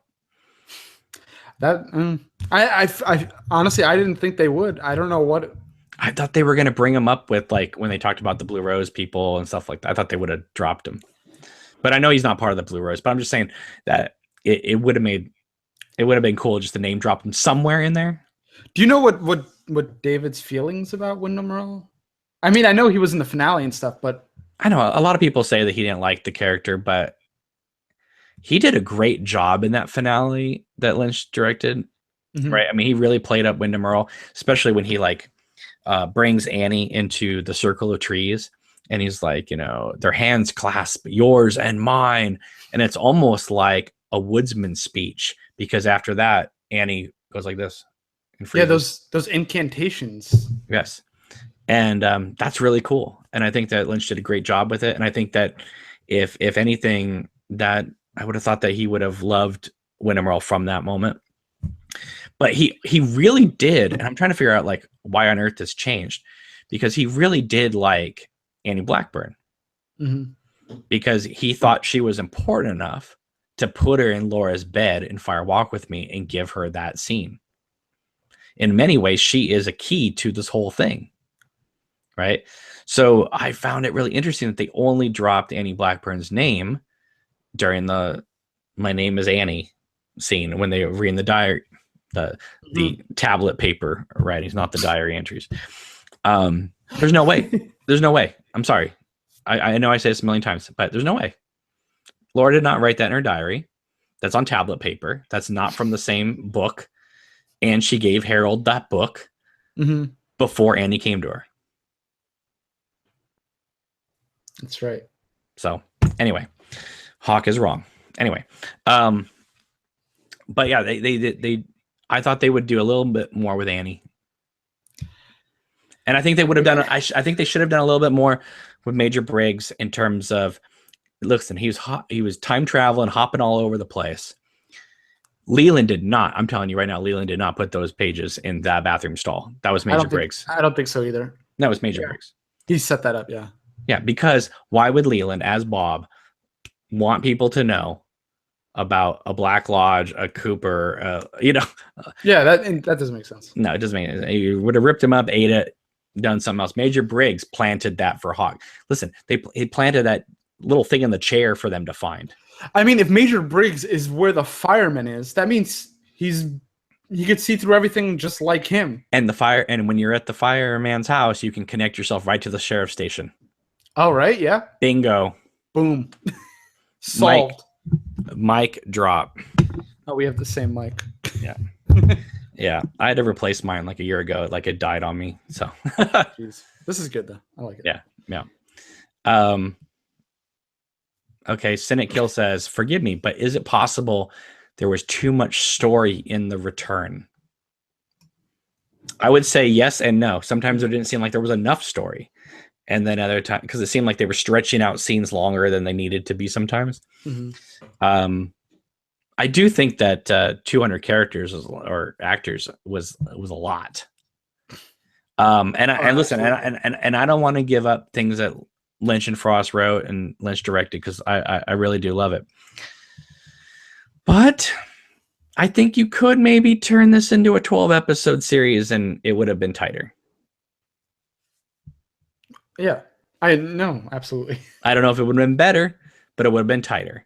And maybe people would have gone with it a little bit more. Like, originally it was 9 episodes and they took it to 18. I think 9 would have been pushing it, especially if you're going to dedicate a whole episode like part 8 to fire and smoke and all that stuff, right? So, and Woodsman coming in and out of a door for 15 minutes, which I love. But you can't do 9-episode arc and then have that be a whole episode. The Woodsmen have me so confused. I don't know what their game is. Well, you remember you were on my podcast when Sabrina came on. Oh, right. And they've been around since. And she confirmed that Jürgen Prochnow in Fire Walk with Me is one of the Woodsmen. Mm-hmm. Thankfully, they created better beers from them this time. Yeah. But like, well, let me throw this out to you. Okay. You know that whole opening of part 8 was supposed to be in Fire Walk with Me. I could see that. Right. And it was ditched at the last second. They didn't think they could do it. They would say, we'll just concentrate on the Teresa Banks thing. If Fire Walk with Me had begun with 1945 and that explosion going off, and you would have seen that whole opening in the movie theaters, mind blown. I like just thinking about being in a theater, seeing and let's say the Woodsmen walk off into the distance, and you hear the white horse in the darkness, and then in the darkness it went boom, boom, boom, and then it faded up, and Laura's walking down the sidewalk. Donna, wow. Does it give you chills? Yeah, it gives you chills. I just want to hear that in the theater, that and just like it filled the room. Oh man, yeah, that would have been amazing. And it would have been so incredible, because then when the white horse appears in Sarah's bedroom in the movie, you would have just been freaked out because you'd heard the horse in another. Wow. Honestly, if they didn't even play like all 18, they could just play part 8 in the theater. Do like one of those things, just play part 8. I'd go. Yeah. George Ray says in the comments, they did right by Don Davis. I think they did. Listen, they did the best they could with Major Briggs not being around. Who they completely screwed over was Ray Wise. My beloved Ray Wise. Ray Wise. Listen, there was plenty of room in there to give him something to do. He should have been, in my opinion, like the One-Armed Man, and when trying to help Dougie wake up or guide Dougie to avenge the person, the doppelganger that's housing Bob that destroyed him and his family's life. Yeah, no, it stresses me out, to be honest. Like, why have Ray Wise there at all then? Just to like have his face on a screen for 2 seconds, find Laura. Come on. And it's the same line, just 2 different angles, So yeah. But it's like, why cast Ronette Pulaski as American Girl, even though like I like my theory about it.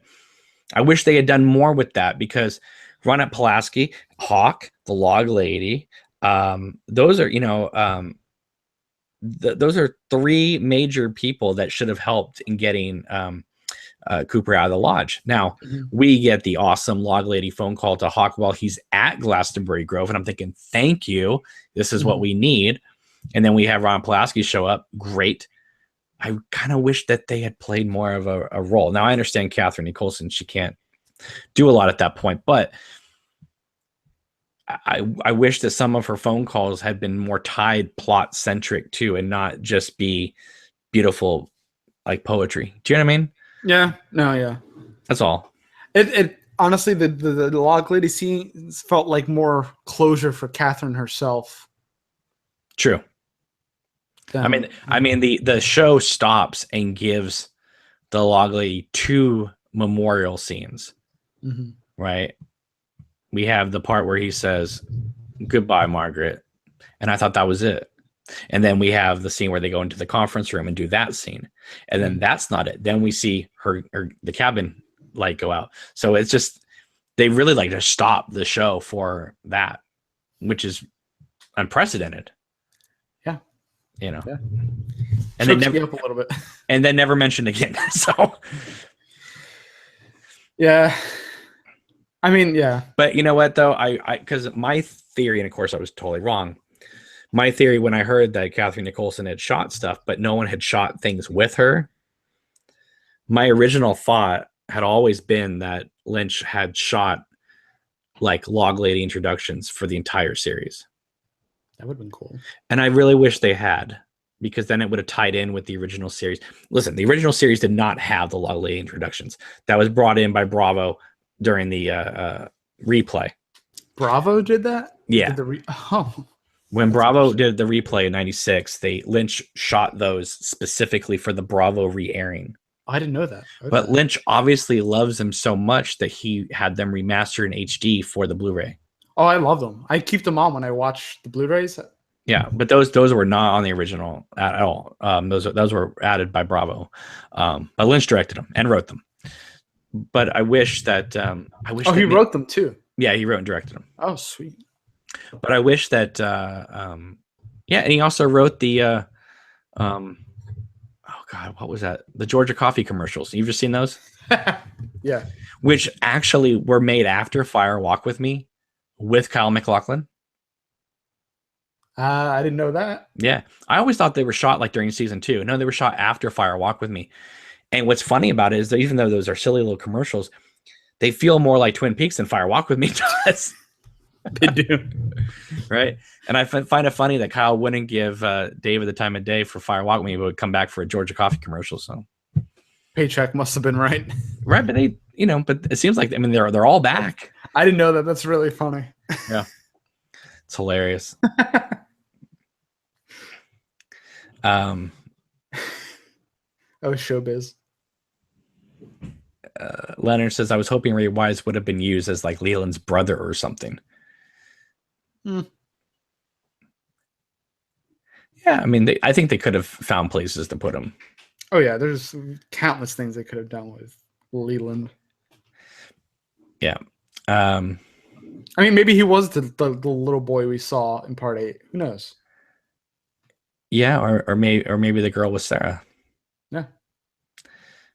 I know a lot of people are saying no, that it's not them, but you never know. We didn't get an answer, so. I don't think they're anybody we know, but it could be. Who knows? Or it could just be another inference thing, right? To be like, well, if this happened to this girl, then maybe this is what happened to Sarah at another place, because there were thousands of eggs. That's what I was thinking. Yeah. And then it's like more world building. That's why I can't see it just this being it. It's just like they look it. If it is it, like I said a million times, then fine.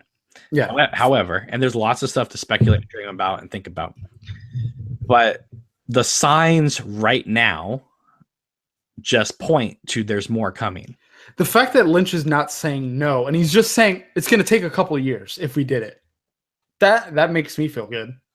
But again, that might be just his commitment to directing. Okay. That might not be his commitment to co-writing with Frost, because maybe Frost wants to do something. Or like I said, if this was a limited series and that's it, the actors are free to go about their lives, and if they want to do interviews, they can do interviews, and just, and they just go through their agent, their publicist. The fact that we still have to go through Showtime to book them, even after this thing is over, says to me that they're still. They wouldn't be on an NDA for an audiobook, would they? Amy Shields did not confirm if she was doing Mark Frost's audiobook for the new book. Okay. She said she can't talk about that. So obviously that's a yes. I'm kidding. but no, I'm kidding. But she was on the first book, so it would make sense that she came back if she did come back. But I just think that the actors would not be under this much scrutiny with Showtime.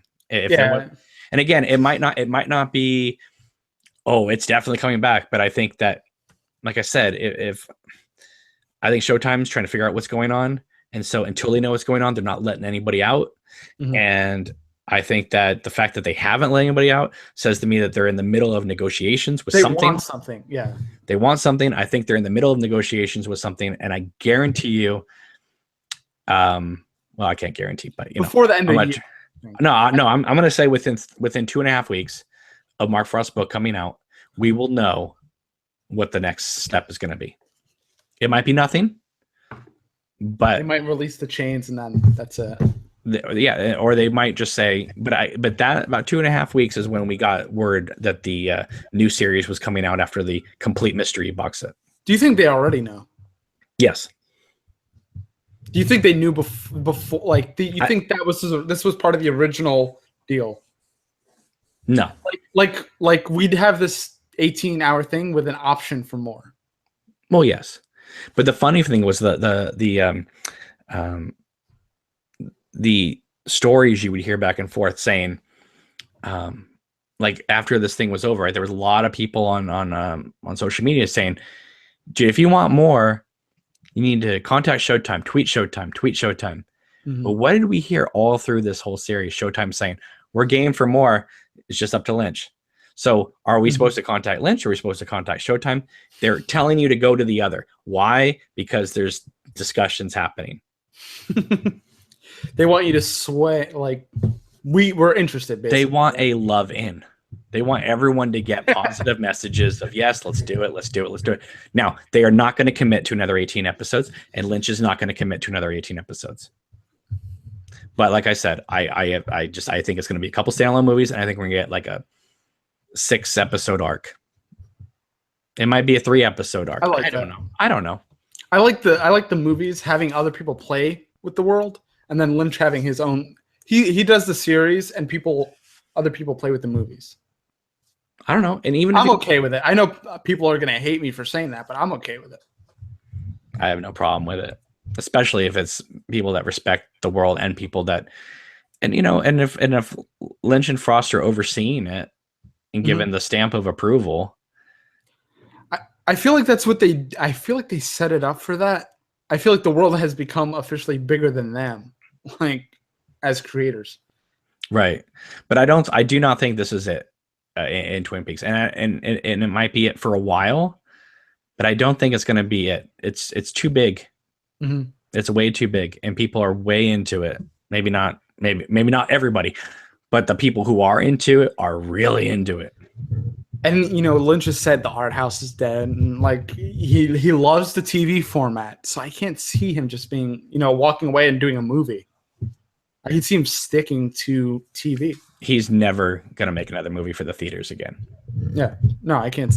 That's why I definitely believe what you're saying about these mini movies. If he wants to make a movie, he'll do it for TV. Do 3. And Showtime may even say that, you know what, like, listen, we'd love you to come back. Let's do a 6-episode arc of Twin Peaks. But in between, we could do maybe one Twin Peaks movie and maybe one original David Lynch movie for Showtime. That's another way to do it.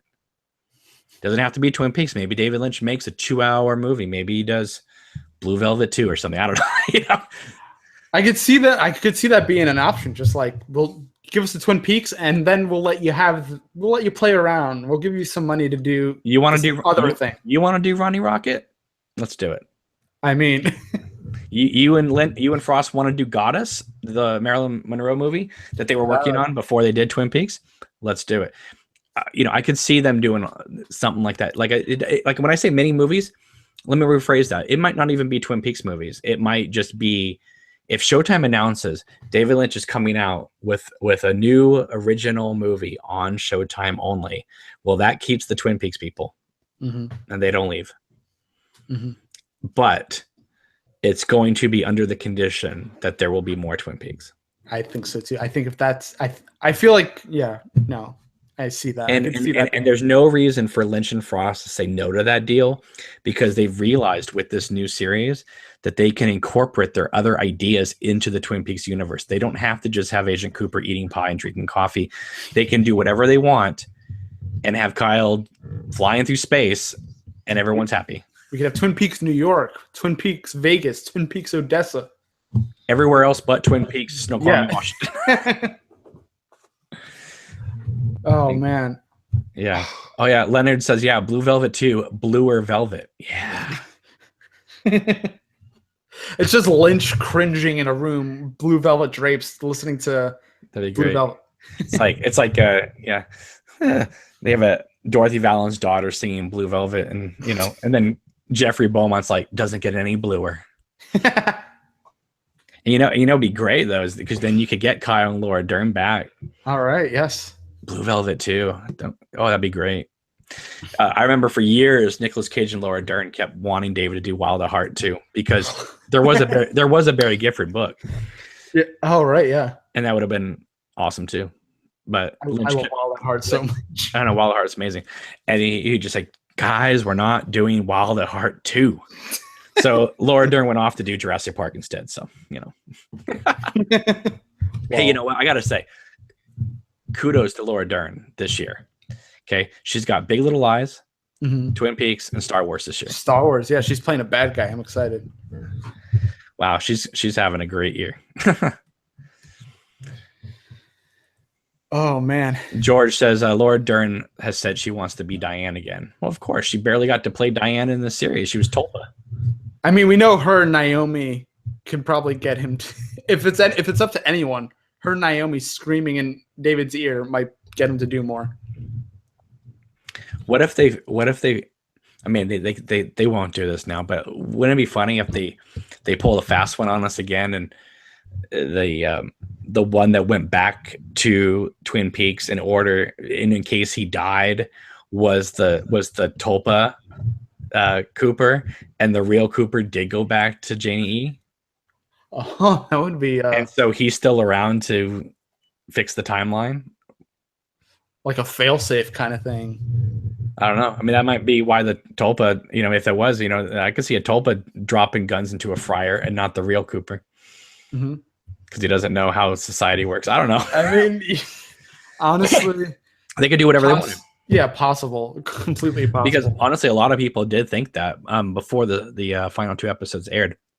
They thought that maybe Cooper would have gone back to Sonny Jim and Janie E, and the Tulpa would have gone gone back to the FBI. There might be Tulpas like all over the yeah. There might be Tulpas all over, but I'll tell you one thing: there's one Tulpa that is not a Tulpa, and that is Annie Blackburn. Do you know how many people I've seen on Twitter talk about how Annie Blackburn is a Tulpa, and I just want to grab my computer and throw it out a window? I don't understand that. Why would she be a Tulpa? Because they think she's too perfect, and she's manufactured, and there's no evidence at all in the original series that is anything. That Tulpas were a thing. Because one of the reasons is that a Tulpa. If you look at Dougie and you look at Diane, those are the 2 that we've seen. They basically keep to themselves. Dougie's more of an insular person. Diane just kind of smokes and drinks over here. They don't engage a lot with people, right? Annie Blackburn comes to town, Norma's sister, hangs out with Shelley, goes on a date with Dale Cooper, wins Miss Twin Peaks. That's not Tulpa behavior. This is true. I didn't think of Tulpas as sort of just like introverted kind of things. Makes sense though. Well, I mean, it's just the evidence we've seen so far. I mean, anytime we saw Diane like separate from Cole and Tammy and Albert, was just her by herself drinking alone. Right. I mean, but that's also like a depressive person, but now they're talking about if there was a Blue Velvet 2 who was going to be Frank Booth. Frank Booth is dead, people. He won't be in it. Yeah, he's not in it. We'll get Kyle to play him. No. He'll play both. No, we've already seen that. Now it'd be great if maybe Lynch came out with Bobby Peru, year 1 or something like that,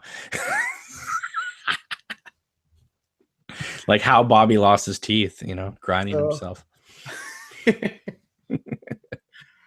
Oh man. You know what though?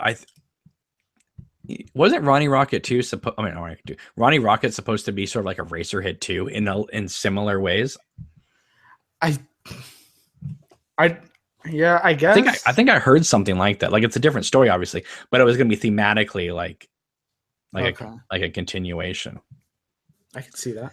I don't know. It'd be interesting. I'd love to see Lynch I want to see him do original stuff, but I think it'd be great if he went back and did something like in another world, this would be amazing. They'll never do this, but wouldn't it be great if he got Naomi Watts and Laura Elena Harding together and they did what Mulholland Drive the series was going to be? I had somebody approach me, somebody messaged me that I would like that. I could see that. Listen, put that in the Twin Peaks universe. I'm just saying, even if he said, you know what, I'm not going to do Twin Peaks for 4 years, but maybe I'll do a season or a season and a half of Mulholland Drive the series, I'd be totally down on that. Yeah, I'm subscribed. Yeah, that would be awesome. Here's Showtime. Take my dollar bills. All right, now they're talking about. Um, now they're saying Twin Peaks is not coming back.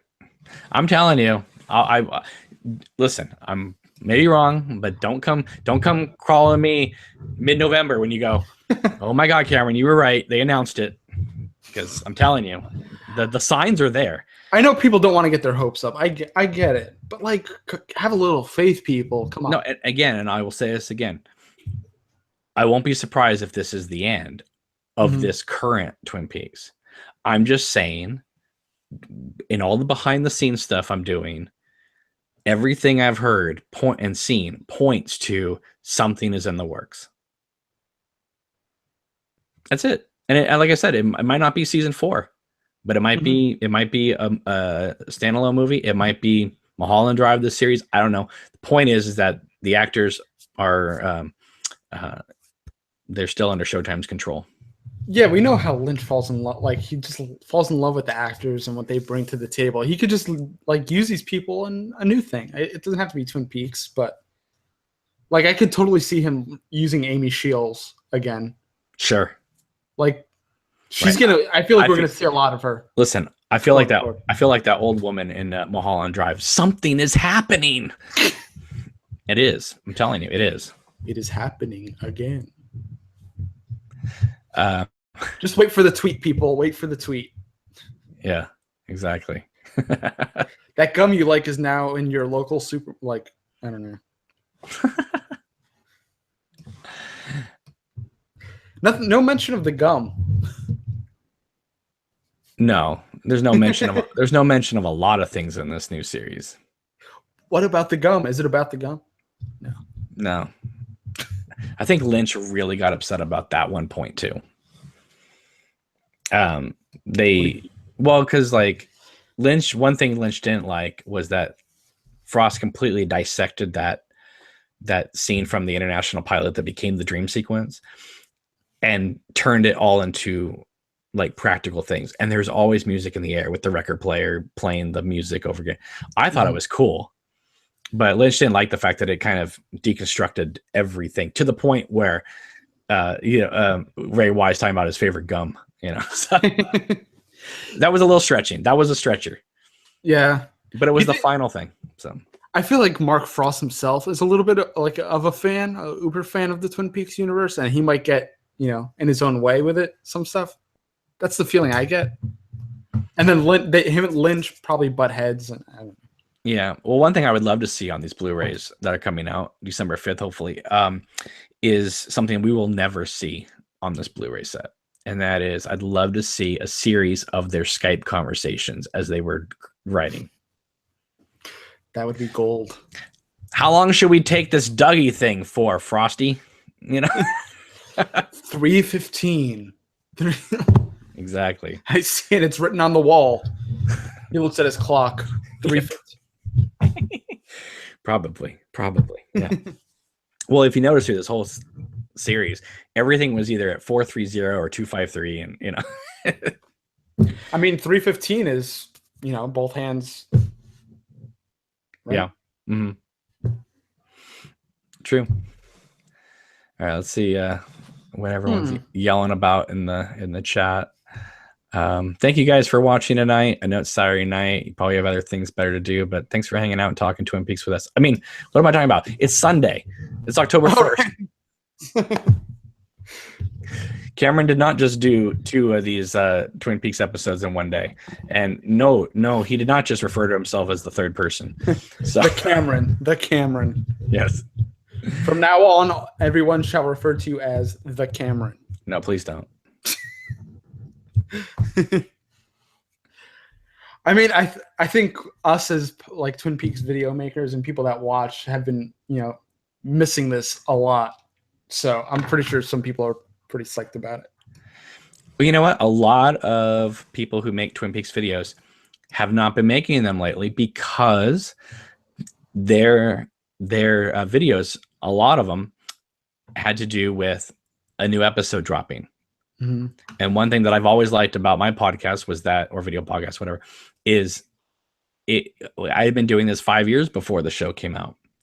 So why wouldn't it continue after? It's not like I just came out of the woodwork to capitalize on Twin Peaks coming back, right? It's so they're going to continue whether there's no news or news. And it's really funny when there's no news because you see me just grasping at straws, like, okay, what are we going to talk about today? I don't know.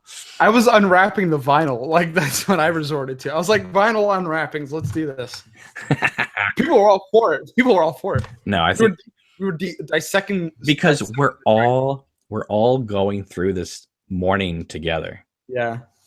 But the thing is, though, is that I'm telling you, within a month, our adrenaline is going to be shot back up. On Halloween, kids. Halloween. No, it won't be Halloween. Well, that's when the book comes out. Right, but it won't be. The announcement will not be Halloween. Oh, no. So what's going to happen is the UK Twin Peaks Festival is next weekend. Then in a couple of weeks, we have the Festival Disruption. Okay. Those are going to be gaugers to see. Showtime's going to be looking. Lynch is going to be feeling the vibe because he doesn't want any more red lights. He needs only green lights now. And he wants to feel that vibe. Then Frost's book comes out and they're going to look at the sales of that. And then based off those three things, plus the reception of the series, maybe even the pre-orders for the Blu-ray set, if they start getting wind like, man, these Blu-ray pre-orders are going through the roof. That's what I'm saying. Around November 15th, Thanksgiving time here in the States, be prepared. You're going to be surprised. Or I'll be surprised that there's no news because I will be shocked. Do you think the fact that there is no pre-orders yet is some kind of strategic thing? Yeah, because again, they do pre-orders for movies that don't have any bonus features yet. So, I think they're waiting to drop it at a particular point for some reason.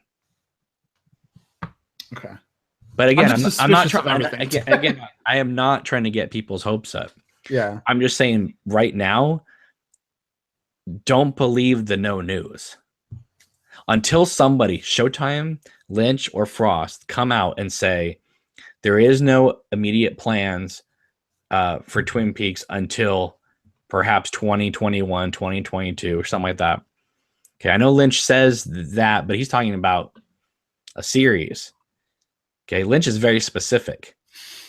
He didn't say anything about web shows, Showtime standalone stuff. He didn't say anything about that. He said series. I'm saying there's not going to be an announcement for season 4, perhaps. That you will get an announcement for something, though. Even if it's an announcement of nothing's happening. There will be an until Showtime officially puts out a statement. Don't believe it, because I guarantee you there is massive negotiations happening. Lynch is like, listen, $20 million, 6-episode arc, 2 standalone movies, one of them being an original David Lynch movie, and they're going to sign them. Does Cheryl Lee have any? She doesn't have social media, does she? No. I feel like she's going to be a big part in whether or not anything else happens. Because he brought her back from the dead, and like the last thing we see is her talking to Cooper. So I don't know. I feel like a lot of it's going to be heavy on her. Nah, I don't know. No? Maybe. Nah, because she didn't come out at all except for that thing of saying, without David Lynch, there's no whatever. Twin Peaks without David Lynch is like blah, blah, blah. It's the only thing she did. Yeah. I mean, I don't think but I feel like if it's going to be Shirley heavy. The new whatever happens? Yeah. Are you talking about marketing or are you talking about the show? Or no, I just mean, I feel I can't. She comes essentially more or less comes back from the dead. Okay, he's been doing that since the beginning, though. He killed her off in the pilot, brought her back as Madeline Ferguson, killed her off as Madeline Ferguson, brought her back as Laura Palmer and Madeline Ferguson, and then brought back Laura Palmer in the movie, killed her off again, and now he's brought her back as Carrie Page. That's true. I don't know. It feels. I don't know. This is like my first experience with this. This post. Oh, you're a newbie. Yeah, I mean, I started watching Twin Peaks like maybe 5 or 6 years ago. I was a baby when the original series came out. Oh my goodness! Not to age you, but that's no excuse. You should have been watching it in the womb. I mean, I'm pretty sure I was my parents were watching it while I was sitting there, but Yeah. So yeah, I even though it's kind of a downtime right now, Mhm. I still think we're living in exciting times. Oh yeah, I feel it still. Even though I'm in a mourning period, I feel the buzz. Showtime does not want to be just working with David Lynch for a one-time event. They want to be in business. They want to be in business with him. It would be foolish. And I think it would be foolish for David Lynch to walk away from an opportunity to basically do whatever he wants. I mean, that's the dream, isn't it? So I'm going to refine my prediction. I think that it's going to be, I think there is going to be an announcement of more Twin Peaks of something, but I think with that will be the Showtime exclusive of an original David Lynch movie with it. I could see that. I would love that. Yeah, and I don't really care what it is. That would be fantastic because then everybody wins. Double R. Ronnie Rocket. Perhaps just have the double R logo and then it like pull out and have Ronnie Rocket. Alice Lynch in the chat says Laura is super zombie. Yes, it is. Hey, Alice. Let's see. All right, guys, throw out some questions and let's. Yeah, you know what? They always. I was doing the vinyl unwrapping and people were asking me like what my thoughts on like certain things were. So I know you guys have them. I know they have to have. We have almost 80 people watching right now on a Saturday night. So you guys really missed this, right? Well, that's low numbers for me. I'm usually 300 to 400s. Yeah. So yeah, the Twin Peaks excitement has died down on YouTube for a while, but I mean, yeah, the finale, those numbers were insane. But I'm almost wondering if some of people's love of the show didn't die a little bit with the show after seeing that finale, because I think that finale is really interesting when you go back and look at it and analyze it and scrutinize it. Mm-hmm. If you just watch it one time and you're just like, that's the end of Twin Peaks, I think that might, that's why they need to kind of, I don't know, they need people like us that continue pumping love into the show, make people look at it in a different way. I think, like you said, that thank you that they sent out, that Showtime sent out before was pretty huge. It might not seem like a big deal, but I think it's a pretty big deal. Well, I think it is a big deal because without people like us, I don't think do you know how much free marketing we gave them? Oh, yeah. Right. Yeah. I mean, I've already given Showtime probably, I don't know, 80, 100 hours of free advertising. Yeah, you definitely have. I wasn't invited to any special screenings. Like, I mean, I guess I got a little bit of Showtime's money because some of the Twin Peaks ad played before my videos, but that's about it. Really? I usually just get like a Dentyne commercial or something. So no, I like looked to fix something on my phone, so I brought up one of my videos, and it was the Twin Peaks commercial. Whoops. Yeah, don't die on YouTube live, please. No, a water bottle will just fall. Okay, so I got some questions here. Some people are saying I'm. Okay, Perot says, Cameron, I think you're the most optimistic dude ever. I can't even pronounce your name, guy. PSI Puebla says, thoughts on the Straight Story. It's a masterpiece. I don't know what else to say about it except it's amazing. Have you seen that one, Joey? No, I haven't. Are you kidding me? What are you doing like on a podcast with me instead of watching Walt Disney Presents a film by David Lynch? The Straight Story. I haven't seen that. It seriously will move you to tears. It's really amazing. I was just looking at. It's on Showtime. It's on Showtime. Is it? Yeah. Oh, okay. There's no excuse. There's no excuse. I'll watch it later. I'm telling you right now. It's masterfully written by Mary Sweeney, directed by David Lynch, Badalamenti, Sissy Spacek, and Jack Fisk, who of course are married. Mm-hmm. And Jack Fisk and Sissy Spacek, contributed money to getting Eraserhead made. Right. So it's a big thing of like just all his, Freddie Francis is the director of photography, who of course did the photography for Elephant Man and Dune. So it's this big coming together of everybody in Lynch's life, and it's a story about a man that wants to, see his brother one more time before he dies. See, I was gonna order the Blu-ray like 2 days ago, and I held off. Is there a Blu-ray? Not in America. There's not. Then I don't know what the hell I was looking at. I don't know, but no, it's on Showtime. If you have not seen it, I'm telling you, do not get fooled by a G rating. Who cares? It's perfect. Okay, I believe you. And it's a Lynch movie like you've never seen him, and yet there is an actual scene in the new Twin Peaks that is a complete homage to the Straight Story. When Cooper wakes up as Dougie and says, "Bushnell, you're a good man," that's straight from the Straight Story.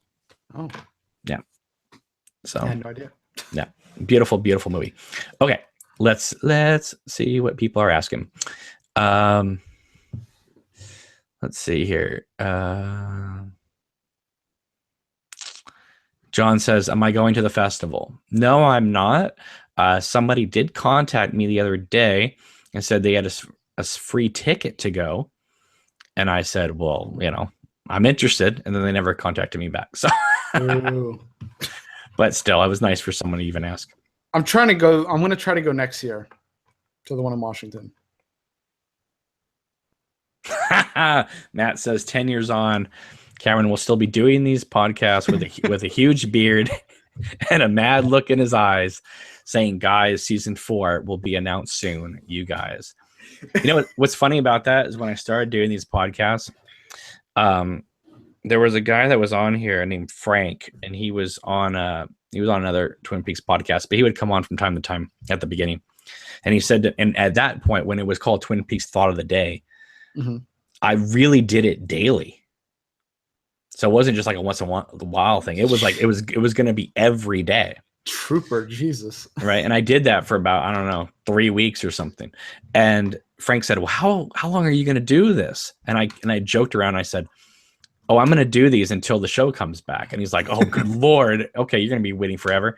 And then, of course, 2 years later, it was announced. So, good thing I didn't. Frank.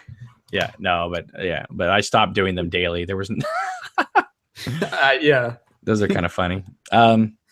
George says, "Cameron, are you going to give The Secret History another go?"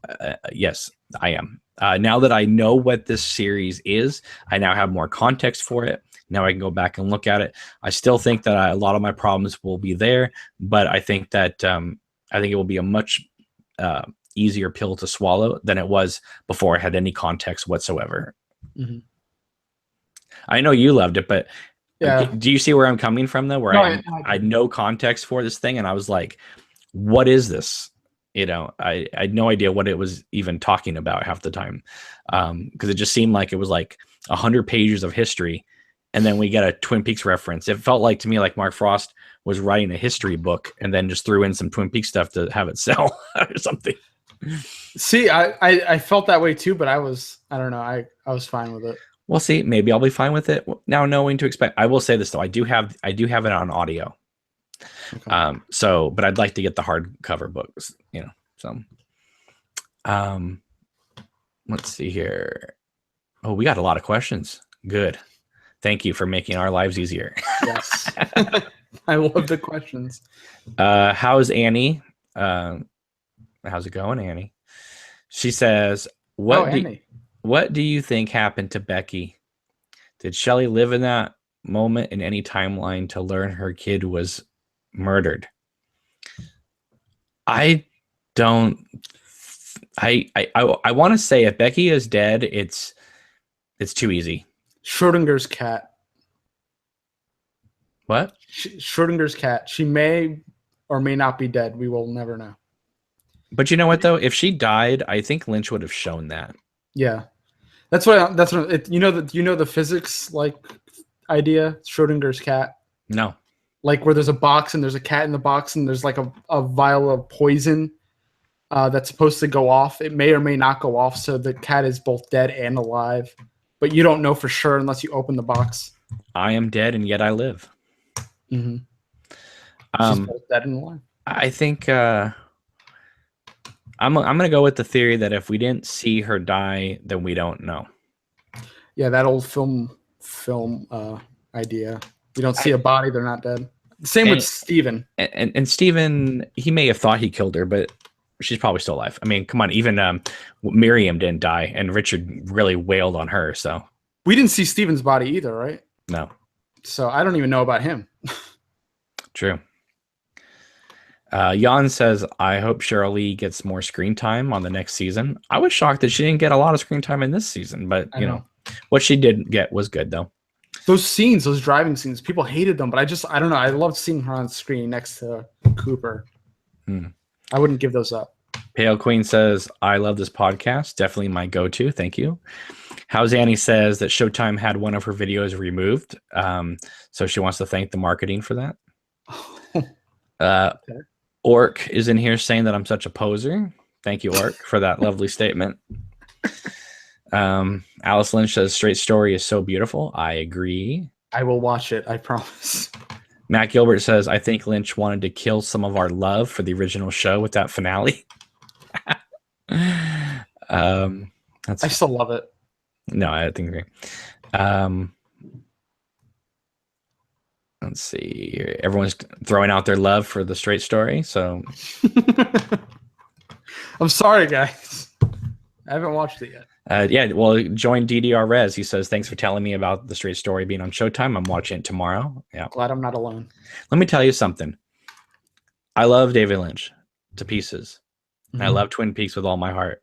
But I'm telling you, Joey, when you watch the Straight Story, there's going to be moments in there when you're watching it going, maybe this is Lynch's best work. Really? Yeah. And again, I mean, it's not as ambitious as the new season of Twin Peaks. And it is literally the straight story. It's a guy on a lawnmower traveling 3 states. But it's so perfect. Like it could never have been done more perfect.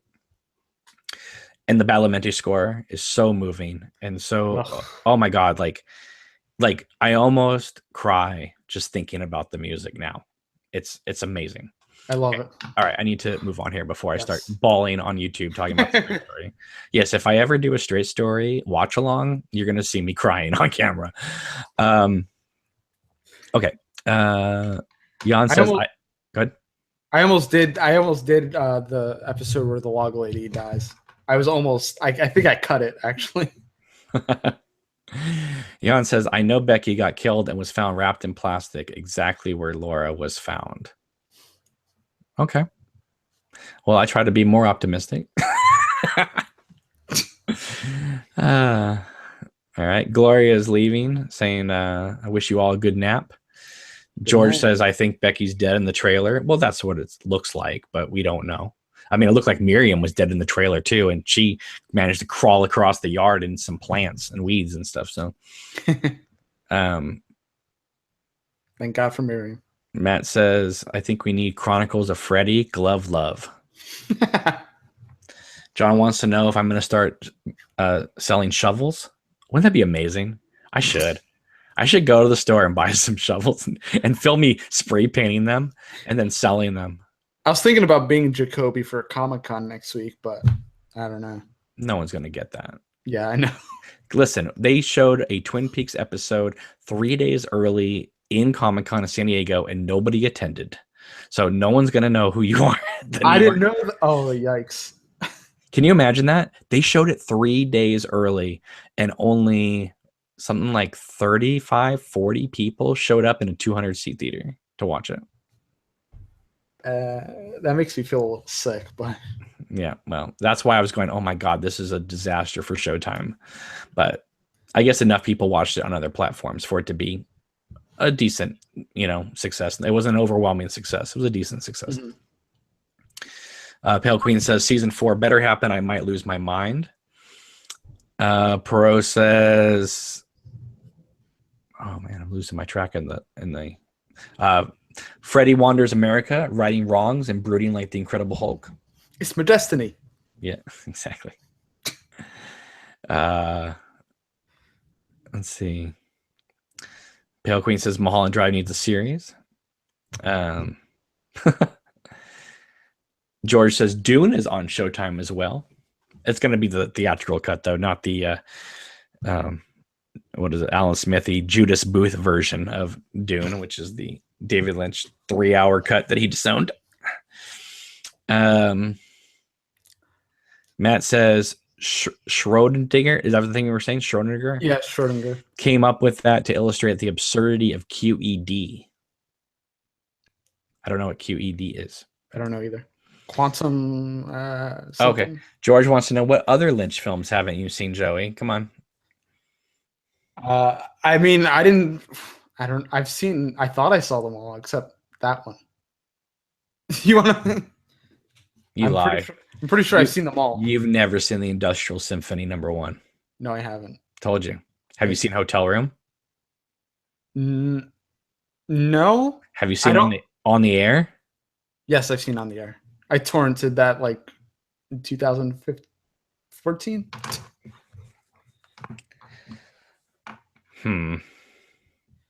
I don't know. I'm starting to wonder about you. I don't remember it, to be honest. It was such a long time ago. I need to rewatch it. Realamaso says Laura versus Judy is the most anticipated fight since Conor and Mayweather. Dweller on the Threshold says, is this still live? I'd like to say, what year is this? But yes, we are still live. People are like, yes, we're still live. Let's see. You guys have to realize I'm still a baby. I'm still a baby in Lynch world. I've only been in this game for like 4 or 5 years. You're just in it for all that glorious YouTube money. I know it. 50 cents. Dweller on the Threshold. Oh, you get more than me. Dweller on the Threshold says, you guys should sell the bear that Johnny had because I want to buy one. I want one too, man. I'm with you there. That would have been a cool Showtime merch thing. Are you listening, Showtime? DDRS says the log lady dying was the saddest thing I've ever seen in fiction. It wasn't the saddest thing I've seen in fiction, but it definitely was sad because obviously it was real life happening before your eyes. That's what made it so deep and rich. Yeah.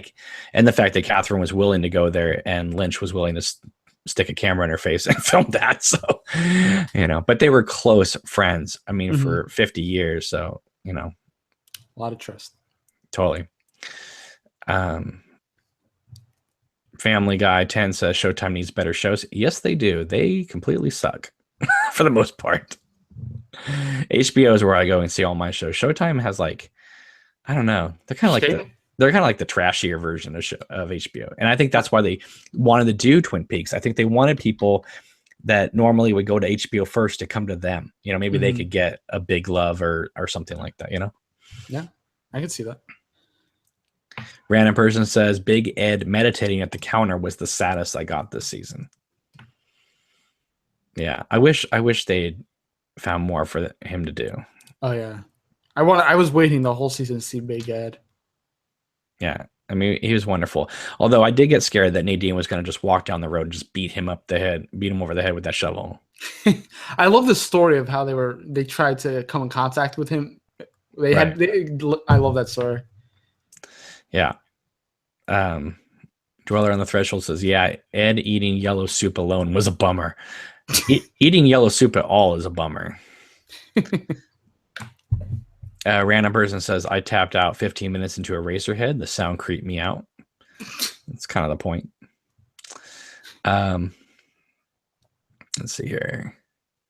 George Ray says, to be fair, I haven't seen all of On the Air. I don't know why you're watching this podcast, George. Get off and go watch it. DDR says The Grandmother is a really great Lynch film. Probably another movie Joey hasn't seen. I've seen those.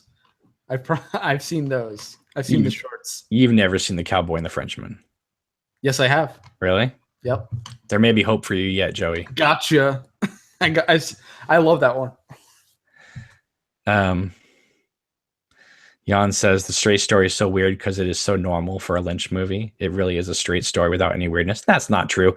There's weirdness in that whole movie. It's just that it's not overt in your face. Yeah. I mean, the opening shot alone is this beautiful shot of a small town. It's very Blue Velvet reminiscent, and you see like these beautiful industrial buildings and like 20 dogs running down the street loose without a leash. I mean, it's just like only Lynch would make a shot like that, you know. Let's see here. George says, I don't think the Straight Story is on Showtime anymore. Not seeing it there. That's a bummer. If that's true, that means Joey won't be able to see it. I'll have to stream it behind me on my awesome 480p TV back here for him. Let me see.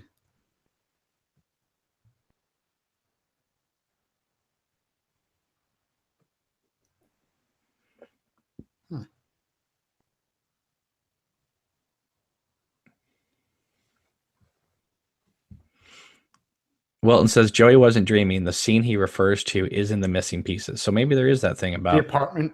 I guess so. I guess so. Something about her apartment in Seattle or something like that. I remember that. My favorite part of that whole sequence is when the camera pans over and shows the what do you call it, the the main room of the hotel and the foyer, whatever it is, and then as the camera pans, you see David Bowie's foot sticking out behind the curtain, and then obviously Lynch says action, and then he walks into the frame. So I never noticed that. John says it's 480i. Sorry, did I say 480p? Oops, my bad. Shame. 100Z Mad says, "What is in the bag behind you, Cameron?" It's actually season 4 script, but Lizard King says, "Has anyone discussed Lucky yet?" No, I haven't seen it. The closest place it was playing by me was upstate New York, and that was like a 3-hour drive from. That has to be on Vudu soon, right? In iTunes. That's not gonna. You're I gonna be able. hope so. You're gonna be able to just buy that movie. I'll just outright buy it. But I'm really excited to get the Art Life. Criterion's putting that out, and I nabbed it on Amazon for $16.99. So it was on Amazon Demand, Prime on Demand. So I watched it a couple of weeks ago. Yeah, but the moment Lucky is available on Vudu, I'm gonna just buy it. So. Oh yeah, same. Because let's be honest here, there's going to be no extras on that Blu-ray release, none. So I will just get the stream. You know what? I'm trying to figure out. Okay, we're talking about the Twin Peaks Blu-ray, right? Mm-hmm. There's no streaming for it yet. Like I can't buy it on Vudu, and I could buy Homeland and all the other Showtime shows, but Lynch will not allow Twin Peaks out as streaming yet. I can get season 1 and 2 in Fire Walk with Me, but I can't get the 3rd season. Interesting. Yeah, so it just so weird, because I was gonna buy it when it first came out, so that as each new episode I would see it live on Showtime, and then like the next day I would have it in my Vudu account. It's still not available to buy as a streaming.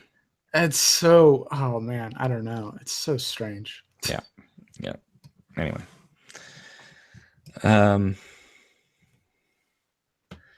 let's see. Yeah, they're saying that Lucky's not playing anywhere near them. So George says Oscar for Harry Dean Stanton. I don't think that's going to happen. I'd be surprised if he got a posthumous Oscar. Only works for people like Heath Ledger and what's his name, Peter Finch from Network.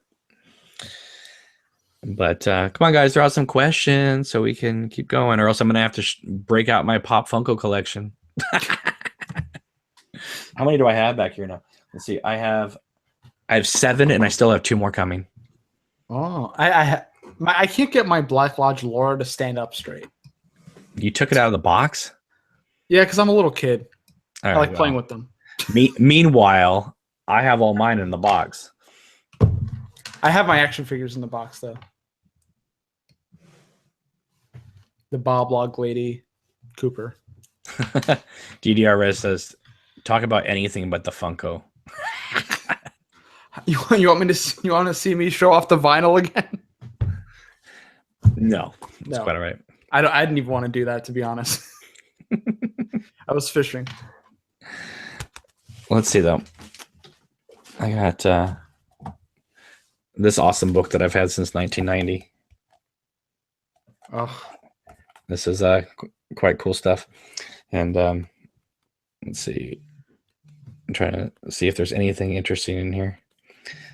It is a really good book. There's some really interesting things in here, but we'll talk about Lynch and McLaughlin and From Dunes to Peaks. That's funny. But yeah, they talk about focus on directors, first season pace. Because they talk about there's too many players in season 2 and too little time. Did they not know about the 200 cast members? silly 90s.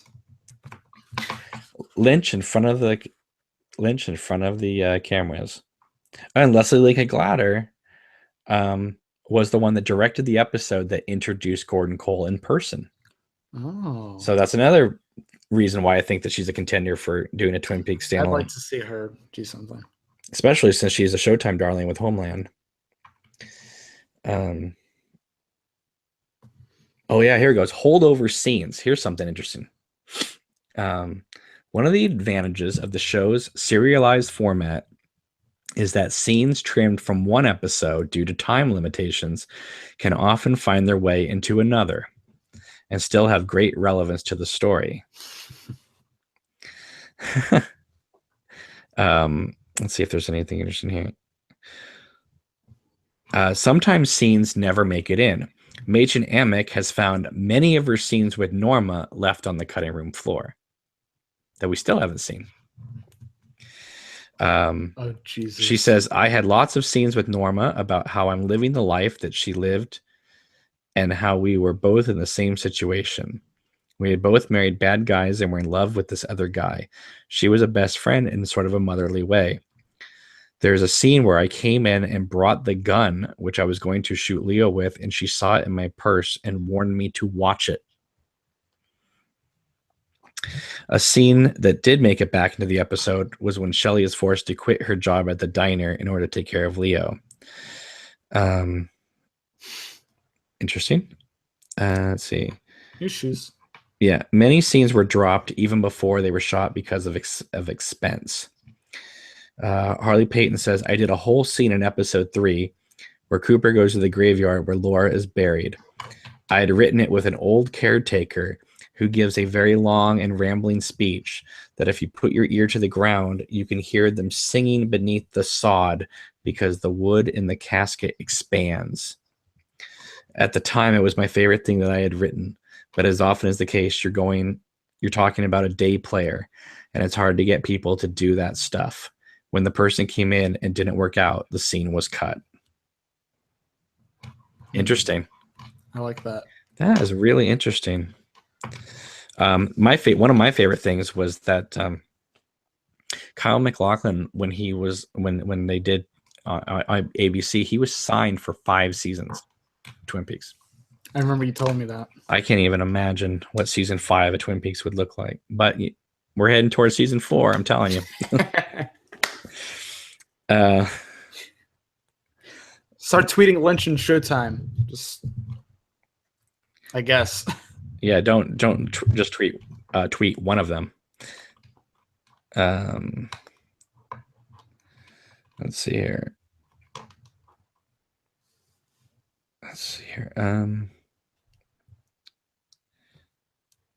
Oh, isn't this interesting?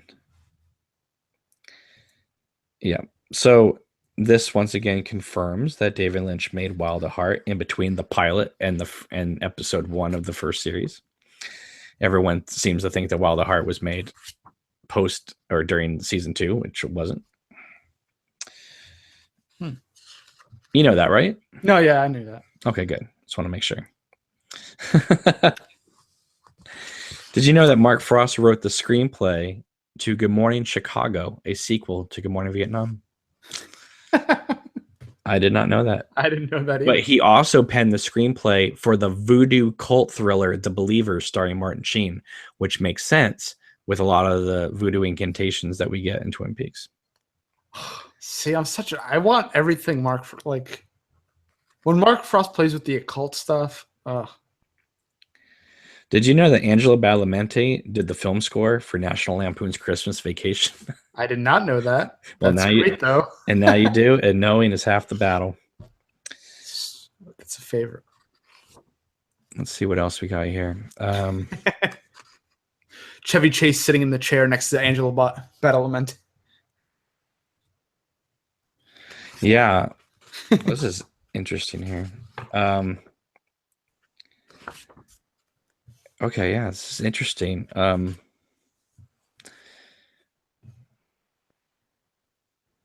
They're talking about post Laura, the wood holds many spirits. Let's see. Yeah, they're talking about how there's a lot of dramatic, there's a lot of dramatic acreage we can get, and out of post Laura in this series that they're talking about. This was written. This came out like mid season 2. If you didn't know that or not. Oh my gosh.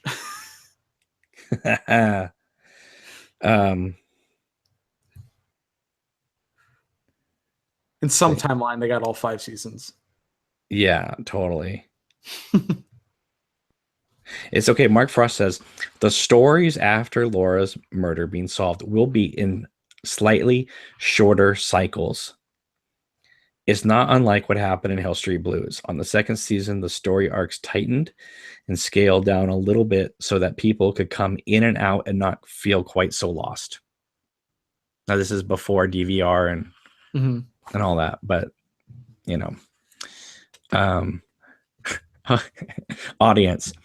Since the second season premiere, the show has seen its viewership erode. That's in the book. It's in the book. It says.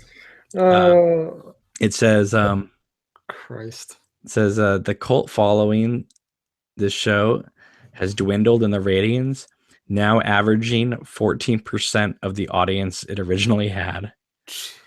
Many have bolted from the draggy pacing of the season's early episodes, gave up because it was too weird or not weird enough, turned it off when its touchstones, coffee, resurfaced, or complained when they disappeared, like Invitation to Love no longer being around. Harley Payton says, I haven't written a donut and coffee joke in some time. Those things can go sour very quickly, and I've even found that in writing Albert's wisecrack humor, the week in and week out scrutiny that an audience is going to give you of what you're doing demands that you find yourself looking for new things, since you can only make so many jokes about saying what phone call is coming in. You have to become careful of that stuff because it will become a cliche very quickly.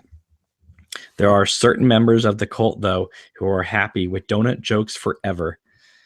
You know what, though? Same thing with the new series. Like, I would see people online going, "It's the Twin Peaks finale. We're all dressed up as our favorite characters with cherry pie and coffee." And I'm thinking, one, your favorite characters haven't been shown in this new series. Two, there hasn't been any like jokes like that. So why are you still thinking it's 1990? Okay. I had donuts just because I love donuts. Yeah, there you go. Says, I was watching with a lot of people at UCLA, and my initial thought was, oh God, donuts. But they went crazy, and that's part of the balance. Okay. All right. Well, here we go. Future Twin Peaks. Oh, this will be good. All right. If the show does last, Ingalls is not sure where Twin Peaks will be in 5 years.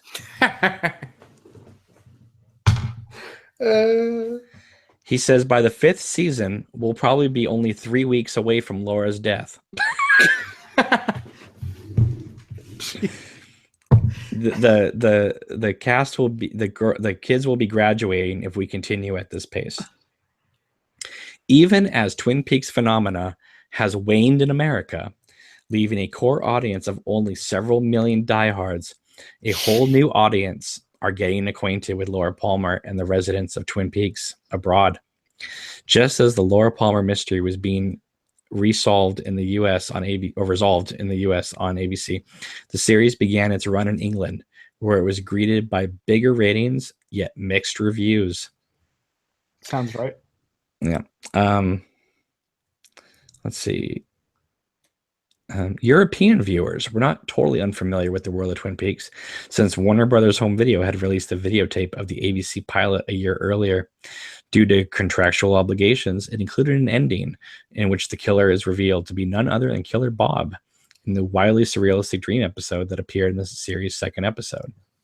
What's really funny is that when Lynch did Mulholland Drive and turned it into a movie, he basically did what he did with the pilot of Twin Peaks, just added an hour-long ending. All right, yeah. It says, Mark Frost says, we shot that the international ending long before we had a series sale. So we came up with that ending. It was mostly Dale Cooper's dream, and that was how we had always designed it.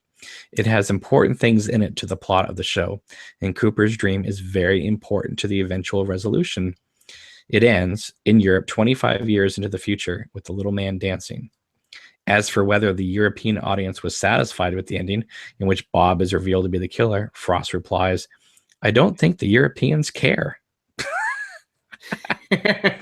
You know, they just go on drinking coffee and smoking, and they're perfectly happy. All right. Okay. Okay. Twin Peaks forever. Oh.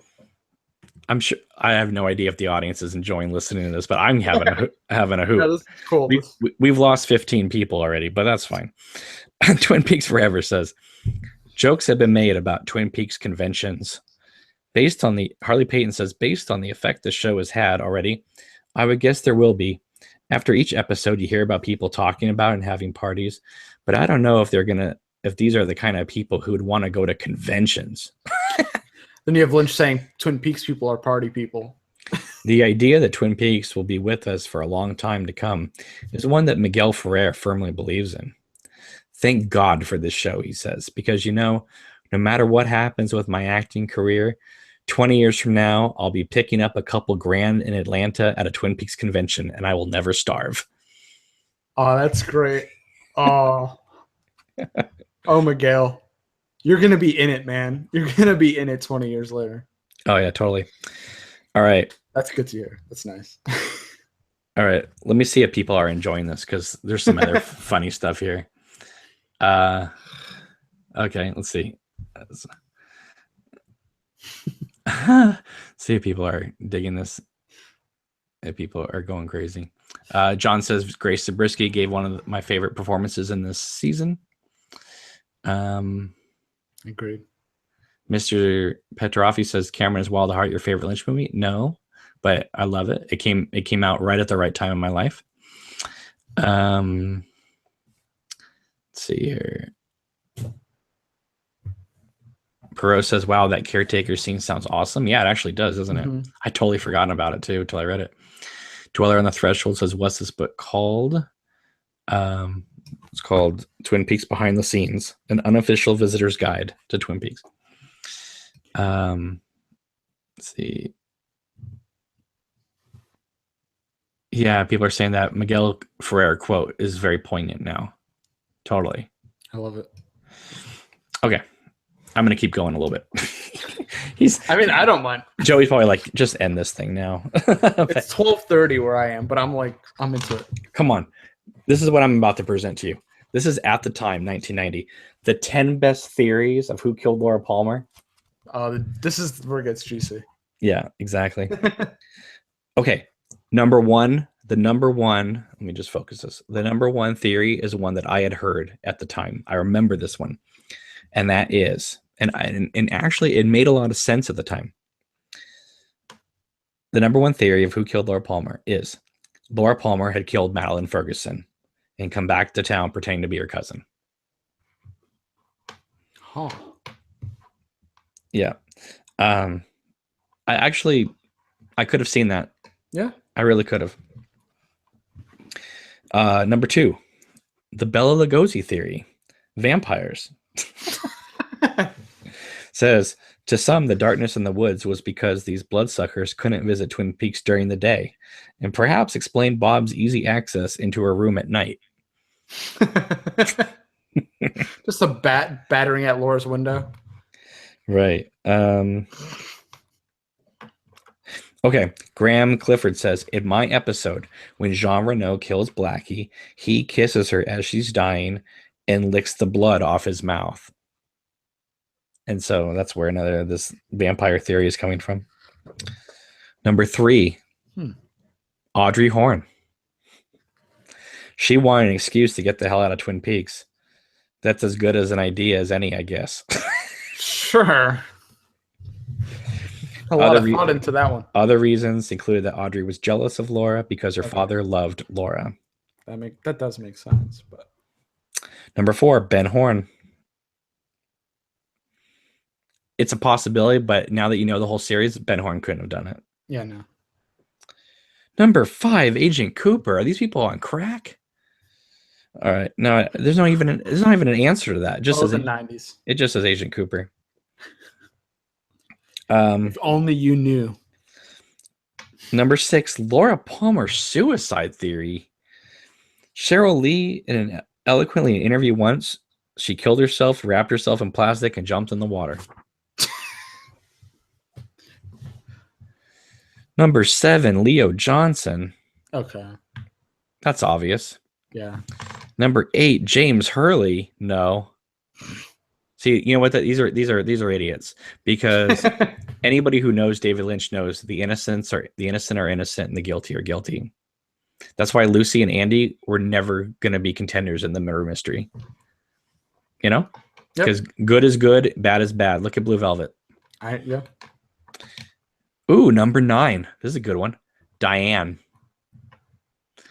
Out for revenge against Agent Cooper for leaving her in Philadelphia, Diane killed Laura Palmer, giving him a case he could never solve, trapping him in Twin Peaks forever. Whoa. And thus solving the problem of how to keep Cooper in the town once the murder was solved. Wow. That gave me chills. That's pretty good. And it kind of has a little ting of what happened, right? Yeah. Huh. Give that person a... Number 10. Number 10 theory. Leland Palmer. Well, makes sense. Yeah. That person knew. I mean, if you rewatching the first episode, the pilot now, you can. There's some things that. Oh, like when he says, Sheriff Truman. Mm-hmm. It's almost like Bob going, "Oh crap." Yeah. Yeah. Okay. Here's interesting stuff. This is the Twin Peaks filmography that people should watch. Blue Velvet, obviously. Yep. Double Indemnity, definitely. Obviously Dune, Eraserhead. The next one, Laura, Otto Preminger's movie. That's very important because 1, it's called Laura. 2, the person who is responsible is named Bob Lydecker. That's interesting. I've never seen that. Yeah. River's Edge, of course. You ever seen River's Edge by Tim Hunter? Put that on your list. That is a must see. You're gonna have to send me a list of things to watch. I'm telling you right now, River's Edge. Okay. It's gonna be one of your favorite movies of all time. River's Edge. Yeah. The next one, obviously, you've seen RoboCop, right? Yes. Okay. Well, that had Miguel Ferrer, Ray Wise, and Dan O'Harley, who, of course, played Packard. Andrew Packard. Mm-hmm. Okay, the next movie it says to watch is Sunset Boulevard. That's in 1990.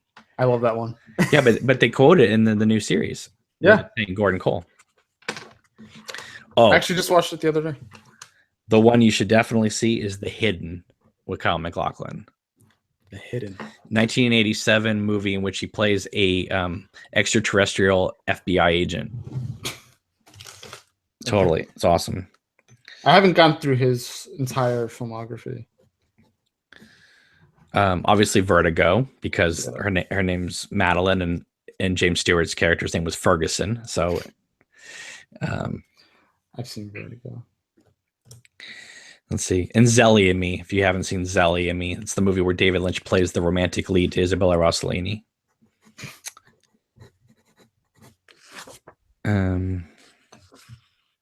What's that about?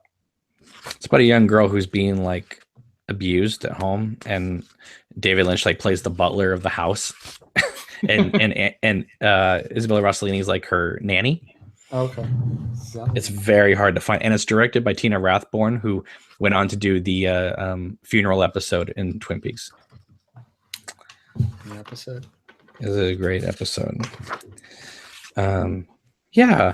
Whatever happened to Yolani, Dr. Jacoby's Hawaiian wife? How come she wasn't in this new series? I forgot about her.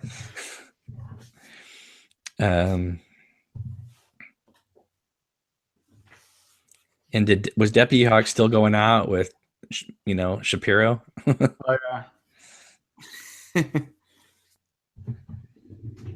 Let's see here. Anything else worth talking about in here? It says Twin Peaks, the origins, the episode, the phenomenon, the future. Yeah. I would love to just go back to 92 and sort of just drop a box of VHSs of the new season on somebody's doorstep and just see what the reaction would be. I just would love to see that reaction to somebody in the past. I thought they were never going to get Twin Peaks again. Just give them the 18 episodes, the 18 hours. What a world. Yeah. And everyone's talking about Keanu Reeves in The River's Edge. Yeah, he's great in it. Driller on the Threshold says, I can't even find a torrent file for Zelly and Me. I have it on Laserdisc back there. I have Ferris Bueller's Day Off on Laserdisc. That's awesome. Perot says River's Edge is on Prime right now. Oh, perfect. So get on that. It's got Dennis Hopper in it, Ione Skye from Say Anything, Crispin Glover, Keanu Reeves. It's based on a true story.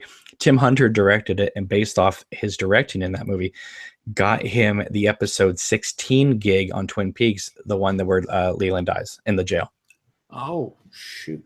Okay. Yeah. And when you watch on Prime, I could, yeah. And if you watch River's Edge, you'll be like, within 10 minutes, you're going to be like, this is a masterpiece.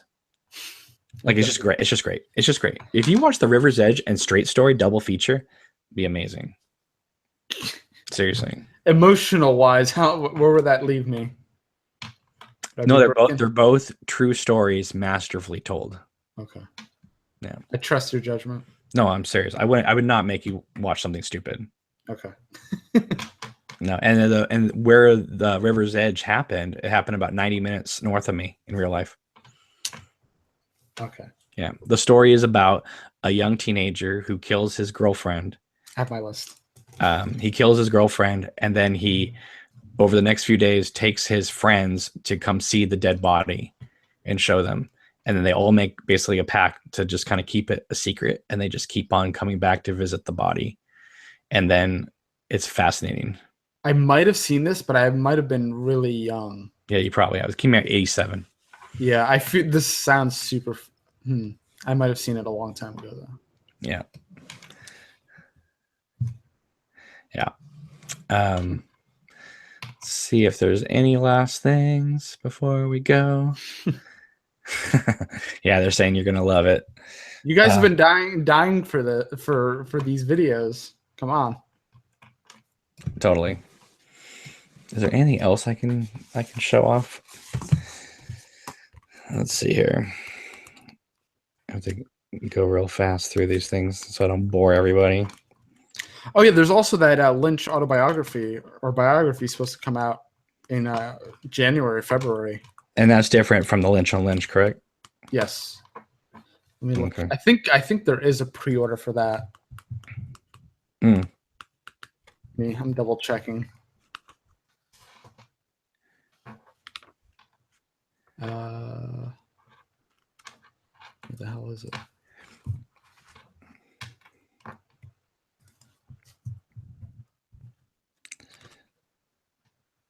Okay, here we go. So let's go.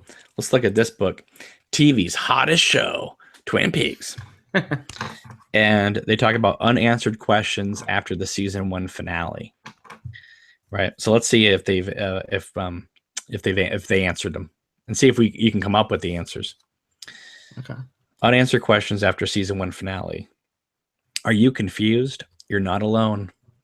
Although many fans expected the final episode of the first season to solve many mysteries and reveal the identity of the killer, it actually raises more questions than it answers.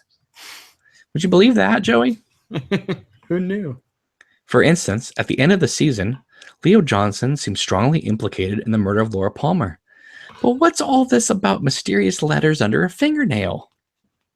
How could Leo call from Butte on the night of the murder if he's indeed the killer? And what about the murder that took place a year ago? Well, that's interesting. I think those were answered.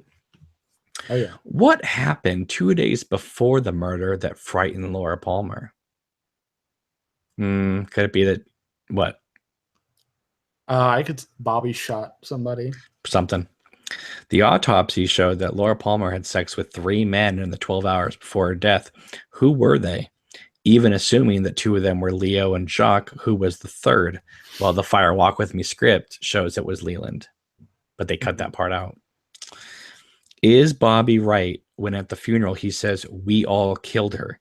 Was it a conspiracy? And then it says, and who is the man Laura says Bobby killed? Yeah, because I was in the pilot. Mm-hmm. What exactly is the deal between Josie Packard and Hank Jennings? Some have reported that she paid him off for killing her husband, but Hank was jailed for vehicular homicide, and Andrew Packard was killed in a boating accident. So who was the unknown vagrant that Hank killed? And speaking of Hank, what's he going to do now that he's found out that Norma is with Big Ed? How did Dr. Jacoby get the heart necklace, and why does he wear multicolored glasses? A hint, colored lenses are sometimes used to help dyslexia patients. Dyslexia would be a tough disorder to have in a mystery where letters make up so many important clues. Interesting. What's the meaning of Fire Walk With Me? Just how close was Leland Palmer to his daughter? What is Agent Cooper's favorite gum? And what in the dickens does it have to do with a murder investigation? Who is Madeline Ferguson? Is she really Laura Palmer, who now masquerades as Madeline to avoid detection? I just love that theory. It's so great. If so, why wasn't this discovered by Albert? Or did the 2 swap identities long before the murder? The theory would explain why Laura seems so good and wholesome to some and so evil and twisted to others. But in that case, which one of them is dead? Who was the dark figure lurking in the forest when Bobby met Leo to buy cocaine? I think a lot of people think it's Ben Horn, but we never found out. It's Cooper. Who was the masked? Yeah, probably was, huh? Wouldn't that have been great if they had shown that like as a flashback in the new series? If like Cooper had like first gone there accidentally, and yeah, that would have been great. It's all that good. Yeah. Who was the masked man who beat up Dr. Jacoby at Easter Park? That actually was Leland Palmer. They forgot to answer that question. I mean, I assumed so after the fact, but no, it was. Yeah. And I mean, you can assume it, but they never actually came out and said it. Who is the mysterious Oriental who was going into the room at the Great Northern just as Audrey was going out? That was basically early stage Jonathan. Okay. You know, is Ron Pulaski still in a coma? Will Nadine Hurley survive? Who is the long-haired man? What really went on in that cabin in the woods? Who shot Agent Cooper? Oh, and by the way, who killed Laura Palmer? Just an aside. Yes. Exactly. Now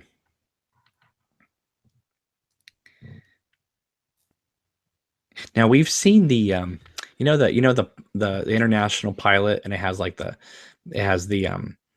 traffic light, and then it has James Hurley like driving away. Mm-hmm. Here's what it originally looked like. Let's see if I can focus this in. That is what the original cover looked like. That's not what it looks like now if you get the video of it or the laser disc. That's a different cover. But that's a pretty cool cover. Yeah, I like that. I like that a lot. Interesting choices. Yeah. Let's see here. Let's see if there's anything else here. Oh, look, it's a book about season 1. Oh, and they talk about David Lynch making Wild at Heart. Not during season 2. Conspiracy. Exactly. Because he won the Palme d'Or for it in May of 1990 while this first season was on. That's stuff you could just find on the internet, guys. I know, but people love to. They want to come up with a reason why Lynch was not around during the second season, and they don't want to just say that he got tired of the ABC process and walked. I don't blame him. I do, because I liked the series what we got, but the thing is though is that he likes to throw out now that season 2 got really silly and dumb, but he had to actually personally give a stamp of approval for every script that was made because he was the executive producer. So if he didn't like the direction the series was going, he shouldn't have, he could have put a stop to it right there. But I will maintain this.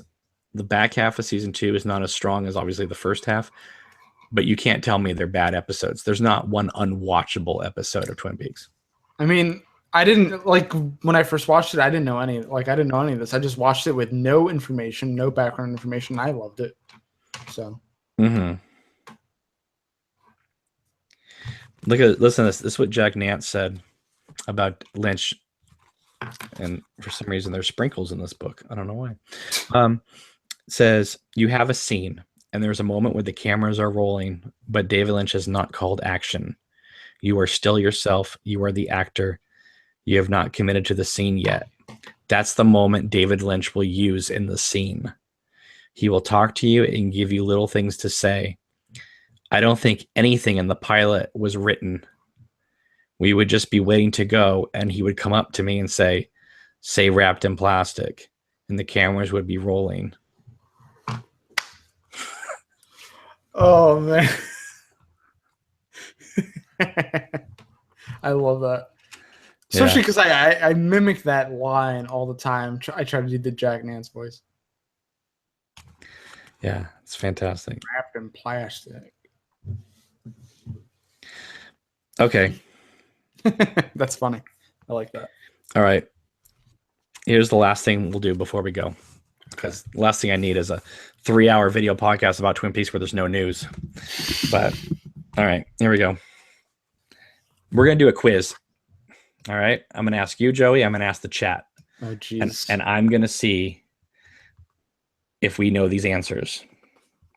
Okay. We're going to see if we're true Twin Peaks fanatics here. I'm so nervous. Jeez. Yeah. So don't fail me now. You might never have. If this is last of you see of me, guys, you'll know why. I'm making sure there's nothing else here. Yes, I would love to have Kenneth Welsh on my show. It'd be great to talk to Whitney Earl. I think he would scare the heck out of me. Oh, yeah. Okay, here we go. I'm watching the chat, guys, so I want you to answer me. We're going to see if you guys really know your Twin Peaks stuff. And remember, this is about season 1, so. It's been a while. Yeah. All right, here we go. As Leland Palmer moans, "We've got to dance for Laura," what song is playing on the record player? Do not Google this, guys. Do not Google this. Just answer.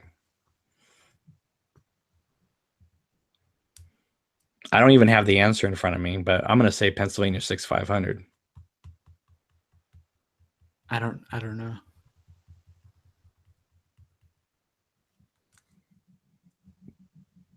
Everyone doesn't know. I think it's Pennsylvania 6500. I don't know. Okay. They're saying I'm right. Good. Number 2. And again, there's no there's no key. Oh, no, there is a key actually. I found it. Yeah, it is Pennsylvania 6500. Okay, number 2.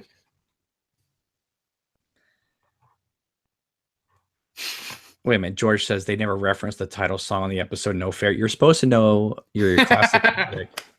Okay, it's Glenn Miller. Okay, number 2. Who actually made the pot of coffee that Pete finds the fish in? Was it Josie? I'm waiting for the chat to say. I don't think it was Catherine. Catherine's never made a pot of coffee in her That's life. why I'm like, it can't be Catherine, so it has to be Josie. Yes, you are right. It is Josie. Okay. All right, number 3 is so freaking dumb but I can't skip it, right? Because I have to do it. And if you guys failed this question, get off this podcast now and never come back. What is Agent Cooper's room number? I know. It's 430. 430. 2 hands, guys. Now that's how I'm gonna 2 hands. I love how people are actually trying to answer this in the chat. Like, duh, I hope you know this. Oh, DDR Res says 513. Yeah. No, it's 253 actually. I was trying to throw you off with my 430. Random person says 119. Oh, you have my heart. That's great. 119. Martin says, I got to get off this podcast right now. Yes, get away before you get killed and wrapped in plastic. How do you watch the whole return? There's like at least just like a handful of numbers you could have thrown out. Exactly. Well, especially since I played such a key role in this new series too, right? Mm-hmm. George says 8675309. That is awesome. Jenny. Okay, this is a tough one. This is a tough one, guys. Okay. I'm telling you, this one's tough. This ain't no silly question here. Here we go. Name Leo Johnson's truck. Don't you think that's a kind of tough one? Yeah, I don't remember him. It's not like Baby or something like that. No. First letter, though.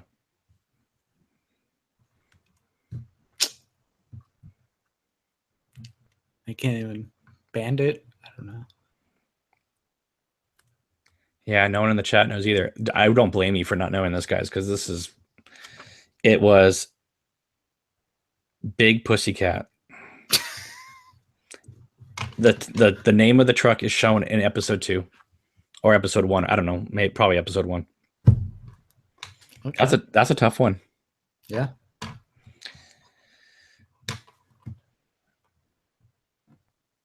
Number 5.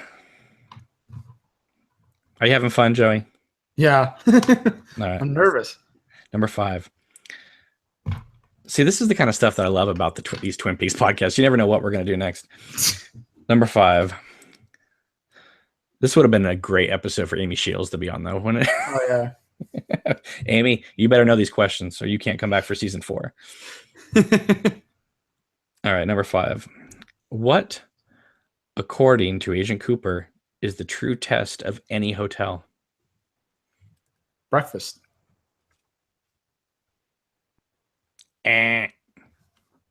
No? No. True test of any hotel? Mm-hmm. I mean, coffee to be more specific. Not the coffee, right?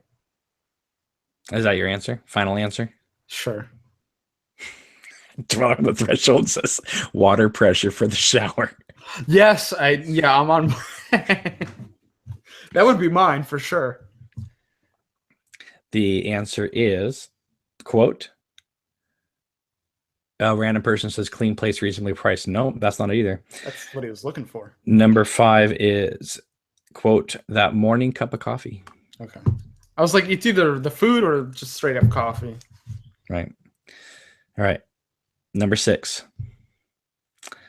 What does Agent Cooper whittle during the stakeout at the Roadhouse? This is pretty easy, Joey. Come on. I haven't watched season 1 in a while. It's not a bird, is it? Are you kidding me? I really don't remember. I'm about to hit the eject button and just do this alone with the chat. What does he whittle? Dweller on the Threshold has it. Perot has it. Hit me. The whistle. Oh, duh. Wow. You better check yourself as a Twin Peaks fan. Niles says he whittled the pine weasel.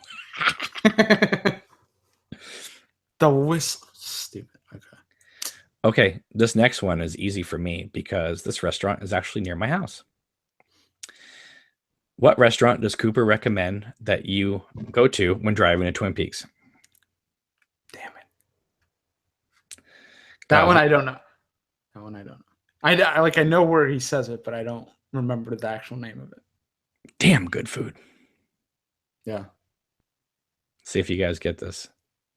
No, it's not Judy's. Pro's got it. Yeah. So the answer is the Lamplighter Inn.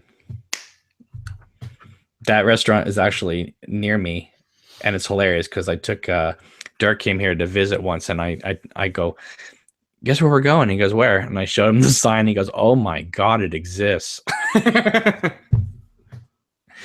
And the reason why I know they're referencing it is because right near me, about 10 minutes away, is Pebble Beach.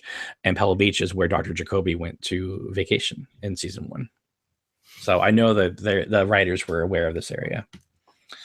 So anyway, next. This next one, if you don't get this, you're done. You're good. I mean, 3 strikes and you're out. Number 8. What lines the interior walls of Leo Johnson's house? Plastic. Correct. Good job. Number 9. This is another easy one. What's the name of the popular TV show in Twin Peaks? I just was talking about this. You don't know this? Come on. What's the popular TV show they watch in Twin Peaks? I wanted to say Addicted to Love, but for some reason I have Addicted to Love. Robert Palmer in my head. Addicted to Love. I connected the Palmer. I know it's not Invitation to Love. Might as well face it. You're a terrible Twin Peaks fan. No, Invitation to Love. I remember Palmer, and then I was like Addicted to Love. Oh, with Palmer. Nice. Yeah. Good call. Okay, my brain went out of the way for that. I don't know. You're forgiven.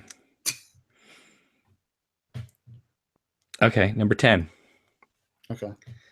What is the name of the park where Dr. Jacoby sees Madeline disguised as Laura? Oh, I don't know that. Are you kidding me? I don't know that. Lookout Park? How do you do these 5-hour Twin Peaks dissection videos and don't know the name of this park? I've never done the first season dissection. Well, it's time you started. I guess I have to rewatch it, Jesus. It's called Easter Park. Get it? As in Rising from the Dead. All right. Niles says South Park. That's funny.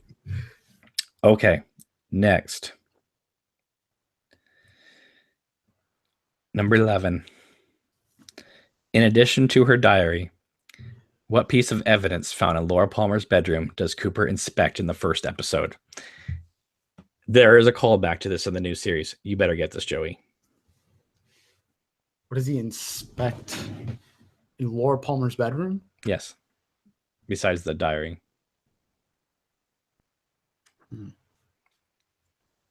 And there's a callback in the new series. Yes. Besides the diary.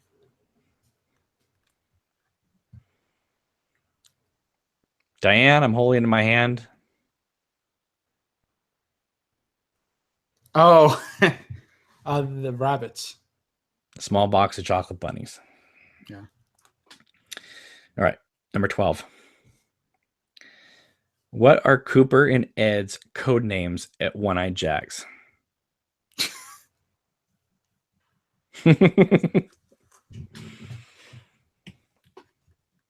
I know they're ridiculous, but I can't. This is stuff I didn't hold on to. No, I'm failing here. It's time for me to take Twin Peaks season 1, 101. Yeah, you're going to be doing the pilot right after this. Yes, everyone in the chat is getting it. Barney and Fred. Oh, duh. Wow. Jesus Christ. I'm an oral surgeon. He goes, I'm an auto mechanic. No, I'm an oral surgeon. Barney and Fred, and then Kyle MacLachlan ends up in the Flintstones movie. Oh God, don't remind me of that. that was probably my first Kyle MacLachlan movie. H in the chat says it's been 10 years since I've seen season 1 or 2. No idea about anything. Let's see. I'm gonna remove you from the chat now. You're not allowed on this Twin Peaks podcast unless you are a master. All right, next. Here we go. Number 13. Barney and Fred. Number 13.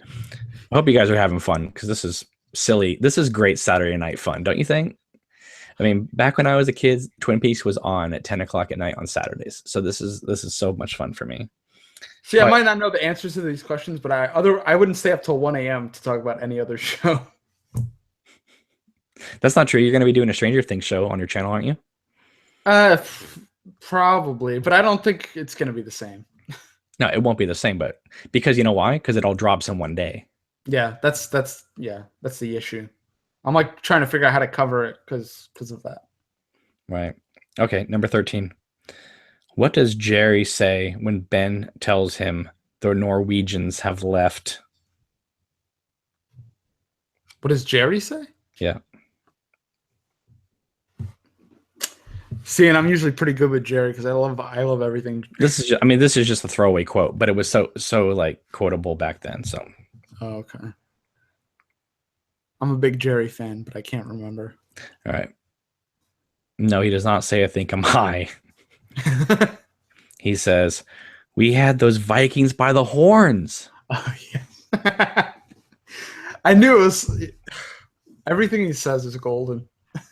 All right, number 14. I swear to God, if you don't get this, you're done. You won't be invited back until next month when they announce season 4. Ben suspects the Icelanders are sniffing nitrous oxide. In what other David Lynch movie does nitrous oxide play a part? Oh, Blue Velvet. You are correct. That was the first Lynch movie I ever watched. You do realize that it was nitrous oxide only because Dennis Hopper was cast. In the original script, it's helium. Oh, really? and Dennis Hopper says, do you realize how weird Frank Booth would be if he did that whole movie with that baby voice? Oh man, somebody has to do like a fan edit where they just up pitch his voice.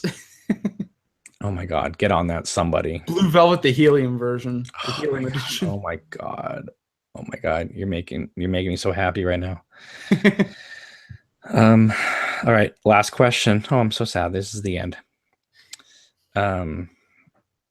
Yeah, Pro says Dennis Hopper talks about that in the Charlie Rose interview. It's in my Blue Velvet script too, so it's hilarious.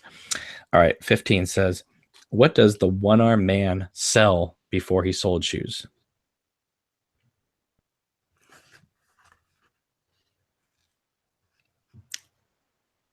I know this. I would hope so. I know this, but I'm not going to remember it. I'm going to kick myself. Yes.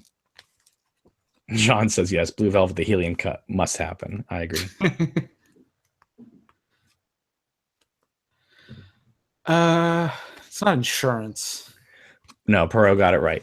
Pharmaceuticals. Mm. And one last thing I want to show you. I don't know if you've seen this. This is one of the worst Twin Peaks merchandise book in the history of the world. I have that one. Okay, yeah, but page 14 with the frog moth from 1990. Come on, look at that beautiful thing. Looks like it's about to crawl into Sarah Palmer's mouth right now. Okay, I think that's pretty much it. I have now talked about Twin Peaks for about 3.5 hours a day. This is like the length of the finale screen. Well, I wanted to have some fun. All right, Joe. All right, Jerry, let's wrap this up. Where can people find you on the big bad interwebs? All right, so main place you want to find me is youtube.com/JoeyPedras-vlogs. I changed the name. Or you could, easier way to find me is Twitter, Joey Pedras. Best place to find me. And how often do you make videos? Well, I've been in the morning period for Twin Peaks, so I've been kind of slacking there. But I make every other day, I'd say. I'm going to tell you right now, I better start seeing season 1 videos showing up on your after your atrocious results in this questionnaire here. I'm going to be taking notes, Cameron. I didn't think just because I'm just like so. Are you shocked? Are you shocked at how much you missed? Yeah. It's time to revisit, and I want to see a Straight Story review and a River's Edge review on your channel. Okay. It's not that I just couldn't recall it because I recognized all that stuff except the name of Leo's truck. That I did not know, but Fred and Barney, come on. that one I definitely should have remembered, but yeah, I'm gonna watch all those movies. What is the name of Becky's husband in the new series? Steven. See, you knew that. That makes me sick. Steven. I know. That's what I mean. You know that, but you don't know some of these season 1 questions? They said his name like everybody loves Steven, Cameron. Oh God, nobody loves everybody loves Steven. I love Steven. That's why I remember his name. He's so lovable. Listen, if everybody loves Steven, then I love the Bang Bang Bar. So, all right, guys. Yeah, everyone's calling Steven a scumbag. You guys are out of your minds. Yeah, I agree. I can't. Is it Evoctrina? She's saying Steven, he was gross. Yeah, he was definitely gross. He needs to wash his hair. That bothered me the most. Just like that. Oh my God! It's you know what? It's time to end this podcast. They're bringing up Lana Milford in the chat. Goodbye. Listen, Agent Cooper hated Lana Milford so much that he allowed an elderly man with a loaded shotgun to be alone in a room with her while we went to a commercial break. Where were you guys before? All right, guys. I hope you had a great time tonight. Thank you for spending your Saturday night with us. Really appreciate it. Make sure to subscribe to Joey's channel, my channel. Follow me on Facebook. Follow us on Twitter. And we will see you soon. Take it easy and have a great night.